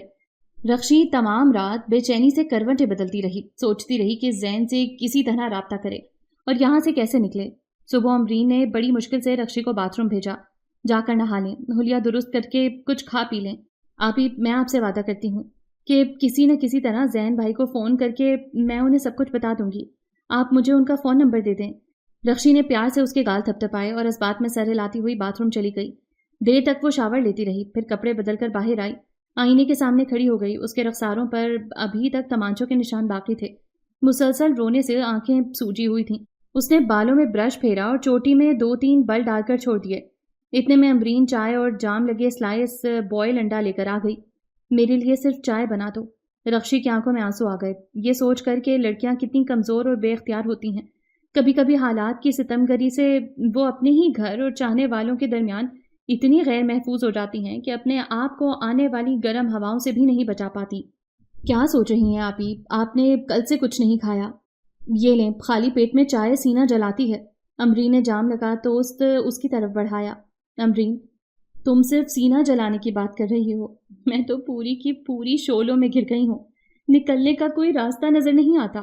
آپ ہی گھبرائیں نہیں، راستے خود بخود سمٹ جائیں گے۔ دو زبردستی توست اس کے ہاتھ میں دے کر چائے بنانے لگی۔ وہ آہستہ آہستہ توست کھانے لگی۔ آپ نے مجھے یہ کس راستے پر لا کر کھڑا کر دیا ہے زین، جس کی کوئی منزل نہیں؟ وہ تصور میں زین سے شکوہ کرنے لگی اور توست ختم کر کے اس نے چائے کی طرف ہاتھ بڑھایا تو امبرین نے ایک اور سلائس اس کے ہاتھ میں رکھ دیا۔ پلیز آپ ہی، ایک میری خاطر، پھر بس۔ امبرین کی آنکھوں میں التجا تھی اور مجبوراً اسے کھانا پڑا۔ پھر انڈا بھی اگل نگل کر کھا ہی لیا۔ شاباش، میری آپ ہی کتنی اچھی ہیں۔ امرین نے مسکرا کر چائے کا کپ اس کے ہاتھ میں دے دیا۔ وہ آہستہ آہستہ سپ لیتی رہی۔ کچھ دیر گزری تھی کہ نصرت اندر آ گئی۔ رخشی نے نگاہ اٹھا کر بھی نہیں دیکھا۔ وہ آ کر ایک دم بیٹی سے لپٹ کر رونے لگیں۔ مجھے معاف کر دے میری جان، میں نے تیرے ساتھ بڑا ظلم کیا۔ رات کو ہم دونوں نے فیصلہ کیا ہے کہ جو ہونا تھا وہ ہو چکا، اب واویلا کرنے سے کیا فائدہ۔ اس لیے ہمیں زین العابدین کے گھر والوں کو اطلاع بھجوا دینی چاہیے کہ بہو کو آ کر رخصت کرا لے جائیں۔ رخصتی کی جو تاریخ وہ کہیں گے وہی ہم رکھ لیں گے۔ پہلی بار رخشی نے نگاہ اٹھا کر ماں کے چہرے کو غور سے دیکھا، جیسے وہ ان کی باتوں کی تصدیق چاہ رہی ہو۔ نصرت شرمندہ ہو گئیں۔ نہ میری جان، تیرے پاپا بھی بہت شرمندہ ہیں کہ میں نے اپنی پھول سی بچی پر ہاتھ اٹھایا، اور وہ بے تحاشا اس کے گال چومنے لگیں، مگر رخشی کو ان کی کسی بات کا یقین نہیں آ رہا تھا۔ وہ اپنے اور زین کے اطراف ایک اندیکھا جال بنتے دیکھ رہی تھی۔ گھر میں رخشی کی رخصتی کی تیاریاں ہونے لگیں، اور اسے سنانے کے لیے وہاب خان اور نصرت میں زور زور سے باتیں ہونے لگتیں۔ وہ کہتے، بھائی میں نے گلستان رومی میں ایک بنگلہ الاٹ کروا لیا ہے رخشی اور زین العابدین کے لیے۔ وہ کوٹھی ان کی ضروریات اور آسائش سے آراستہ ہوگی۔ یقیناً اب میری بیٹی اور داماد کو مجھ سے کوئی شکایت نہیں ہوگی۔ میں نے زین العابدین کو معاف کر دیا ہے اور اس کی سابقہ سروس بحال کر دی ہے۔ اس عمر میں بچے اکثر ایسی غلطیاں کر بیٹھتے ہیں۔ کوئی بات نہیں، مجھے اپنی بیٹی کے حوالے سے ہر وہ چیز، ہر وہ شخص عزیز ہے جو اسے عزیز ہو۔ اس قسم کی باتیں محض رخشی کو مطمئن کرنے کے لیے کی جا رہی تھیں۔ ماں نے کہا، بیٹی تم جیولر کے پاس چل کر زیورات خود پسند کر لو، مگر اس نے انکار کر دیا۔ نہیں امی، آپ خود ہی خرید لیں۔ تم چلو امرین۔ نہیں امی، میں آپ ہی کے پاس رہوں گی۔ ٹھیک ہے، میں خود چلی جاؤں گی۔ وہ جا کر گاڑی میں بیٹھ گئیں، پھر ایک سے ایک ڈائمنڈ کے جڑاؤ اور سادہ سیٹ جیولر کے ہاں سے آتے گئے۔ نت نئے ڈیزائن کے فیشنیبل سوٹ اور اس کی میچنگ کی چیزیں آتی اس کے سامنے لائی جاتی، اس کی پسند پوچھی جاتی اور وہ بے دلی سے ہاں میں گردن ہلا دیتی۔ اس کا دل رو پڑتا، کاش ان کی محبت میں سچائی ہوتی، دکھاوا نہ ہوتا، اپنی جھوٹیاں نہ اور ہوس کی ملمہ سازی نہ ہوتی۔ نصرت کے جانے کے بعد رخشی نے امرین کو 2 فون نمبر دیے، ایک زین کا، دوسرا اپنی شناسہ دوست روبی کا۔ زین کو پورا واقعہ بتا کر کہنا کہ آپ ہی بہت پریشان ہیں، اور پتہ لگائیے کہ تجدید تعلقات کا کون سا نیا ڈرامہ سٹیج کیا جا رہا ہے اور اس میں آپ کا کیا کردار ہے۔ اور روبی کو فون پر اپنا تعارف کرا دینا کہ میں رخشی کی چھوٹی بہن ہوں امرین، اور کہنا کہ آپ ہی رخشی نے آپ کو فوراً بلایا ہے۔ اس کے علاوہ آپ کوئی بات نہ کرنا۔ امرین دونوں فون نمبر پرس میں رکھ کر چلی گئی۔ نصرت کا پروگرام سارے دن کا تھا۔ رخشی کو اطمینان تھا کہ وہ روبی سے ملاقات کے بعد ہی آئیں گی۔ روبی اپنی بائک پر آ گئی۔ وہ CIA کے محکمے کی ایک رکن تھی۔ اچانک ایک واقعہ نے اس کو روبی کی دوست بنا دیا تھا۔ ایک دن کالج سے واپسی میں کچھ غنڈے اس کے ساتھ لگ گئے۔ گرمیوں کے دن تھے، سڑکوں پر سناٹا تھا، نہ رکشہ ملا نہ ٹیکسی، مگر وہ خدائی فوجدار مل گئے۔ قریب تھا کہ ان سے ہاتھا پائی ہو جاتی کہ ایک سکوٹر دھڑ دھڑاتی ہوئی ان کے بیچ آ کر کھڑی ہو گئی۔ وہ سمجھے کہ انہی کے قبیلے کا کوئی جوان ہے، مگر جب اس نے سر سے ہیلمٹ اتارا تو وہ لڑکی نکلی اور اس نے فوراً پستول نکال لیا۔ تب وہ غنڈے سر پہ پاؤں رکھ کر بھاگے۔ رخشی نے اس اجنبی لڑکی کا شکریہ ادا کیا۔ اگر آپ اس وقت نہ آ جاتی تو یہ تینوں مل کر جانے میرا کیا حشر کر دیتے۔ آپ تنہا گھر سے کیوں نکلتی ہیں، وہ بھی اس دوپہر میں؟ لڑکی مسکرائی۔ بس آج کالج میں دیر ہو گئی، لڑکیوں کے ساتھ نکلی تھی، میری گاڑی گیراج میں پڑی ہے، وہ تو سب اپنے اپنے گھر چلی گئیں۔ میں نے سوچا جلدی گھر پہنچ جاؤں گی، مگر ایک موڑ پر وہ تینوں شیطان مل گئے۔ خیر آئیے میں آپ کو گھر تک چھوڑ دوں۔ آپ کہاں تکلیف کریں گی، میں چلی جاؤں گی، رخشی نے شرمندہ شرمندہ لہجے میں کہا۔ اور اگر اب کے 3 کے بجائے 4 شیطان مل گئے تو آپ کیا کریں گی؟ جلدی بیٹھیں، اس نے ہنس کر کہا اور پیچھے بیٹھ گئی۔ کچھ دور چلنے کے بعد رخشی بولی، بس یہیں اتار دیں، وہ سامنے میرا گیٹ ہے، آپ کا شکریہ، مگر میں اپنی محسنہ کا نام تو پوچھنا بھول گئی۔ میرا نام روبی ہے اور میں CIA کے محکمے سے منسلک ہوں۔ یہ میرا کارڈ ہے، جب بھی جس وقت بھی میری مدد کی ضرورت پڑے مجھے فون کر دیں، میں بوتل کے جن کی طرح حاضر ہو جاؤں گی۔ وہ ہنس پڑی۔ یا پھر وقت ملے تو آپ میرے آفس بھی آ سکتی ہیں، مجھے بہت خوشی ہوگی، ایسے شیطانوں سے نمٹنے میں مجھے بہت مزہ آتا ہے۔ وہ چلی گئی۔ اس کے بعد رخشی ایک بار اس کے آفس گئی۔ روبی بہت خوش ہوئی، دیر تک باتیں ہوتی رہیں۔ دوسری بار اس وقت ملی جب زین سے اس کی کورٹ میرج ہو چکی تھی۔ زفرین سے سب کچھ کہنے کے بعد بھی وہ خوفزدہ تھی، اور رخشی نے روبی سے فون پر ٹائم مانگا تھا اپنے لیے، اور وہ روبی کے بتائے ہوئے گارڈن میں آ گئی تھی۔ اس وقت رخشی نے اس سے کچھ بھی نہیں چھپایا اور پوچھا، اگر کسی ایمرجنسی میں مجھے تمہاری مدد کی ضرورت پڑی تو تم میری مدد کرو گی؟ اور روبی نے اسے لپٹا لیا تھا، اس مختصر عرصے میں تم مجھے بہت عزیز ہو گئی ہو، بلا کر تو دیکھو مجھے۔ اور آج جب کہ وہ چاروں طرف سے گھر گئی تھی، اسے دفتن روبی کا خیال آ گیا اور اس کا فون نمبر امرین کو دے دیا۔ حسب توقع وہ آ گئی۔ رخشی اسے نوکروں کی نظروں سے بچاتی ہوئی اوپر لے گئی اور اس کا ہاتھ پکڑ کر روتے ہوئے بولی، روبی، کیا کبھی جنم دینے والے ماں باپ بھی اولاد کے حق میں کانٹے بو سکتے ہیں؟ اپنے مفاد کی خاطر انہیں زندہ دفن کر سکتے ہیں؟ ہاں رخشی، آج کے زمانے اور دولت و اعلیٰ سٹیٹس کی اس دوڑ میں ہر چیز داؤ پر لگ جاتی ہے، خواہ وہ اولاد ہو یا ماں باپ ہوں۔ اس محکمے میں آنے سے پہلے میں جرم و سزا کو محض ایک انتقامی کارروائی سمجھتی تھی، کمزوروں اور شہزوروں کے درمیان، مگر اب میرا دل یہ سوچ کر دکھ سے بھر جاتا ہے کہ رب کعبہ کی اتنی بڑی دنیا ناانصافیوں اور جرم و گناہ کا گڑھ بن گئی ہے۔ سچے اور مخلص دوست بھی ان کی ریشہ دوانیوں سے محفوظ نہیں ہیں۔ تم فکر نہ کرو، میں اور میرا محکمہ تمہاری پوری مدد کرے گا، مگر رازداری شرط ہے۔ اپنا پروگرام بتاؤ، زین کیا چاہتا ہے؟ دراصل روبی، وہ پاکستان میں نہیں رہنا چاہتا ہے۔ جب سے اس کو پاپا نے فرم سے نکالا ہے وہ بد دل ہو گیا ہے، کہتا ہے اپنی صلاحیتوں کو باہر جا کر آزماؤں گا۔ ٹھیک ہے، تو مجھے اس کا پتہ اور فون نمبر دے دو، میں خود اس سے بات کر لوں گی۔ رخشی نے اس کا پتہ اور فون نمبر دے دیا اور روبی اسے تسلی دے کر چلی گئی۔ بڑا پرسرار ماحول بن گیا تھا، گھر کا ہر فرد چوکنا تھا، دبے ہوئے کسی طوفان کی آہٹیں سماعتوں کو گم کیے دے رہی تھیں۔ اس وقت امبرین بہن کا پورا ساتھ دے رہی تھی۔ روبی کو زین سے مل کر اس کے پروگرام کا پتہ چل گیا تھا۔ امبرین نے بھی اپنے ایک دوست کے گھر سے زین کو فون کر کے پورے حالات سے آگاہ کر دیا تھا۔ اس نے کہا تھا، امبرین، اپنی آپی سے کہنا پریشان نہ ہو، روبی سے میری ملاقات ہو چکی ہے۔ ایک ہفتہ قبل زین کی آپی انجم فرحان اپنی 2-3 کلاس ٹیچروں کے ہمراہ رخشی کی رخصتی کی تاریخ لینے آئی تھیں۔ عبدالوہاب خان نے ایک رقہ اپنے معتمد ملازم کے ہاتھ انہیں بھیجا تھا کہ آپ آ کر بیٹی کی رخصتی کی تاریخ لے جائیں۔ ہم نے زین العابدین کی تمام بے وقوفیاں اور غلطیاں معاف کر دی ہیں اور اس کی سابقہ سروس بھی بحال کر دی ہے۔ نیچے سیٹھ صاحب کے دستخط تھے۔ انجم آپی نے مسکرا کر کہا، لو زین، مبارک ہو، تمہارے سسر نے تمہیں معاف کر دیا ہے اور رخصتی کی اجازت دے دی ہے۔ تم خواہ ان کی طرف سے بدگمان تھے۔ نہیں آپی، یہ محض ایک ڈرامہ ہے، مچھلی کو جال میں پھانسنے کے لیے۔ میں ان کے ہتھ کنڈوں سے اچھی طرح واقف ہوں۔ انجم نے ایک کہکا لگایا، چلو ڈرامہ صحیح، مجھے تو بہرحال جانا ہے۔ ضرور جائیے آپی، آپ کو جانا بھی چاہیے، میرا کام آسان ہو جائے گا۔ اور وہ جا کر رخصتی کی تاریخ لے آئیں۔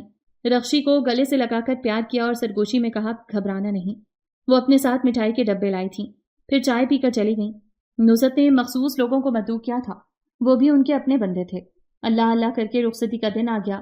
بارات آنے کے 3 گھنٹے قبل رخشی کو پارلر جانا تھا دلہن بننے کے لیے۔ نصرت نے رخشی کی ایک دوست کے ساتھ رخشی کو پارلر بھیجا۔ ساتھ میں ایک بیگ تھا جس میں بھاری عروسی جوڑا، تمام زیورات، چوڑیاں، سینڈل وغیرہ تھے۔ ایک نوکر اور ڈرائیور ان کے ہمراہ تھا۔ نوکر اور ڈرائیور دونوں کو بیوٹی پارلر کی عمارت میں پہنچا کر چلے آئے۔ اسی اثنا میں عبدالوہاب خان نے کوٹھی کے چاروں طرف اور بڑے سے لان میں دلہا کے اسٹیج کے پیچھے سادہ کپڑوں میں مسلح آدمی کھڑے کر دیے تھے۔ امبرین نے جب یہ صورتحال دیکھی تو پریشان ہو گئی۔ یا اللہ، میری آپی کے ساتھ یہ کیا ہو رہا ہے؟ امی، پارلر کا فون نمبر ہے آپ کے پاس؟ تو کیوں پوچھ رہی ہے؟ ماں نے اسے ڈانٹ دیا۔ پھر وہ ڈرائیور کی طرف گئی تو وہ گاڑی لے کر کہیں گیا ہوا تھا۔ امبرین پر وحشت سوار ہو گئی۔ امی، میں آپی کے پاس جا رہی ہوں۔ کیوں؟ انہوں نے کھا جانے والی نظروں سے دیکھا۔ مہندی لگوانی ہے مجھے۔ چل بیٹھ، خبردار جو گھر سے قدم نکالا۔ وہ سہم کر بیٹھ گئی، پھر جا کر کھڑکی میں کھڑی ہو گئی۔ اسے چین نہیں آ رہا تھا۔ وقت تیزی سے گزرنے لگا۔ کچھ دیر بعد وہاب خان گھبرائے ہوئے اندر آئے۔ نازیب، ابھی تک بارات نہیں آئی، وقت نکلا جا رہا ہے، رخشی کہاں ہے؟ انہوں نے چیخ کر پوچھا۔ نصرت پریشان ہو گئیں۔ میں نے رخشی کو پارلر بھیجا تھا مگر 3 گھنٹے سے زیادہ ہو گئے، وہ آئی نہیں۔ ذرا آپ کسی کو بھیج کر بارات کا پتہ کرائیں، میں پارلر فون کر رہی ہوں۔ وہ فون کی طرف لپکیں۔ امبرین کے چہرے پر ہوائیاں اڑ رہی تھیں اور وہاب خان کے مسلح بندوں نے اپنی رائفلیں سیدھی کر لی تھیں۔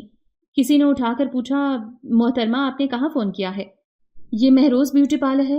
جی نہیں محترمہ، یہ تو فائقہ ٹیرس کی بلڈنگ ہے، یہاں نیچے اوپر کوئی بیوٹی پارلر نہیں ہے، آپ کو غلط نمبر دیا گیا ہے۔ ٹھہریے، فون نہ بند کیجیے گا محترم، آپ جانتے ہیں کہ یہ مہروز بیوٹی پارلر کہاں ہے؟ جی نہیں۔ فون کھٹ سے رکھ دیا گیا۔ نصرت فون رکھ کر دوڑتی ہوئی گیٹ پر گئیں اور ڈرائیور کو آواز دینے لگیں۔ وہ بھاگا آیا۔ تم رخشی بی بی کو لے کر کہاں گئے تھے اور تمہارے ساتھ کون کون تھا؟ انہوں نے گھبرا کر پوچھا۔ آپ نے جو پتہ دیا تھا وہیں پر ہم نے انہیں پہنچا دیا تھا۔ چھوٹی بی بی کی کوئی سہیلی ساتھ میں تھی اور منگو تھا، بلاؤ منگو کو۔ وہ آ گیا۔ کیوں، تم بی بی کو کہاں چھوڑ کر آئے تھے؟ جہاں کا پتہ آپ نے دیا تھا بیگم صاحبہ۔ وہ پتہ کہاں ہے، مجھے دکھاؤ۔ وہ تو بی بی نے اپنے پرس میں رکھ لیا تھا۔ نصرت کا چہرہ دھواں ہو رہا تھا۔ انہوں نے اندر جا کر پرس لیا اور گاڑی میں بیٹھ کر ڈرائیور سے کہا، وہیں لے چلو جہاں تم نے بی بی کو اتارا تھا۔ ساتھ میں انہوں نے منگو کو بھی بٹھا لیا۔ کچھ دیر بعد گاڑی رک گئی۔ سامنے فائقہ ٹیرس کی بلڈنگ نظر آ رہی تھی۔ وہ جلدی سے اتر گئیں۔ انہوں نے نیچے بنی ہوئی دکانوں اور بلڈنگ پر لگے ہوئے بورڈوں کو پڑھنا شروع کیا۔ کہیں بھی کوئی بورڈ کسی بھی بیوٹی پارلر کا نہیں تھا۔ پھر وہ ناکام و نامراد واپس آئیں۔ گھر آ کر انہوں نے دیکھا کہ وہاب خان سخت پریشانی میں لیفٹ رائٹ کر رہے ہیں۔ خیریت تو ہے؟ نصرت نے قریب آ کر پوچھا۔ اس گھر کے نصیب میں اب خیریت کہاں؟ انجم کوچنگ سینٹر میں تالا پڑا ہوا ہے۔ لوگوں سے پوچھا تو پتا چلا کہ کئی دن ہوئے انہوں نے اپنا یہ گھر فروخت کر دیا ہے۔ کہاں گئے وہ لوگ ہمیں کچھ پتا نہیں۔ یہاں آئے تو ایک اور بم بلاسٹ ہوا کہ رخشی ابھی تک نہیں آئی اور نہ ہی مہروز بیوٹی پارلر کا پتہ معلوم ہوا۔ آخر کہاں تک پہنچایا گیا تھا؟ وہاب خان دھاڑے۔ وہ فائقہ ٹیرس کی بلڈنگ تھی، بیوٹی پارلر نہیں تھا۔ انہوں نے تقریباً روتے ہوئے انکشاف کیا۔ نزہت، ہم لٹ گئے، برباد ہو گئے، ہمارے ساتھ زبردست دھوکہ ہوا ہے۔ وہاب خان پینترے بدل بدل کر غصے اور صدمے سے دھاڑ رہے تھے۔ نوکر چاکر ان کے کرائے کے قاتل تھر تھر کانپ رہے تھے۔ امبرین زار و قطار رو رہی تھی اور نزہت اسے خونی نظروں سے دیکھتی ہوئی چلی گئیں۔ وہاب خان بیوی پر چڑھ دوڑے۔ تم کیسی پڑھی لکھی ماں تھی کہ تم نے بغیر تحقیق کے اپنی بیٹی کو ایک اجنبی لڑکی کے ساتھ دلہن بنانے بھیج دیا اور ساتھ میں لاکھوں کا زیور اور روسی جوڑا بھی حوالے کر دیا۔ یقیناً رخشی نے ہمارا پلان سن لیا ہوگا۔ ساری بساط ہی الٹ گئی اور امبرین اپنے آنسو پونچھتے ہوئے سوچ رہی تھی کہ جو گھڑا آپ نے اولاد کے لیے کھودا تھا پاپا، وہ اس کے لیے نہیں، آپ کے لیے تھا، صرف آپ کے لیے۔ اور وہاب خان قہقہے لگا کر نصرت سے کہہ رہے تھے، بیگم رخشی میری بیٹی تھی، خان عبد الوہاب خان کی بیٹی۔ وہ مجھے ڈاج دے گئی، اپنے باپ کو آئینہ دکھا گئی کہ پاپا اگر آپ سیر ہیں تو میں بھی سوا سیر ہوں۔ ان کے خوفناک قہقہوں سے سارے ملازم اور دوسرے لوگ آہستہ آہستہ کھسک گئے۔ وہاں صرف ایک ملازم منگو، دوسرا ڈرائیور ماسی اور گھر کے لوگ رہ گئے تھے۔ نصرت کی آنکھوں سے خوف جھانک رہا تھا۔ امبرین نے باپ کی یہ حالت دیکھ کر ڈاکٹر کو فون کر دیا۔ دیکھو دیکھو، یہ شادی کا گھر ہے، بیگم ذرا گیٹ پر جا کر کھڑی ہو جاؤ، دلہن آتی ہوگی۔ پھر ایک کار آ کر گیٹ پر رکی اور ڈاکٹر اپنا بیگ لے کر اندر آ گیا۔ خیریت تو ہے بیگم صاحبہ؟ ہاں سب خیریت ہے ڈاکٹر صاحب، ذرا وہاب کچھ ڈسٹرب ہو گئے ہیں، بزنس میں اتار چڑھاؤ تو ہوتا ہی رہتا ہے۔ ڈاکٹر نے ان کا چیک اپ شروع کیا تو وہاب خان ایک دم سنجیدہ سے ہو کر ڈاکٹر کو دیکھنے لگے۔ کوئی بات نہیں سیٹھ صاحب، آپ تو بہت بہادر ہیں، چھوٹی چھوٹی باتوں کو مائنڈ نہ کیا کریں، سب ٹھیک ہو جائے گا۔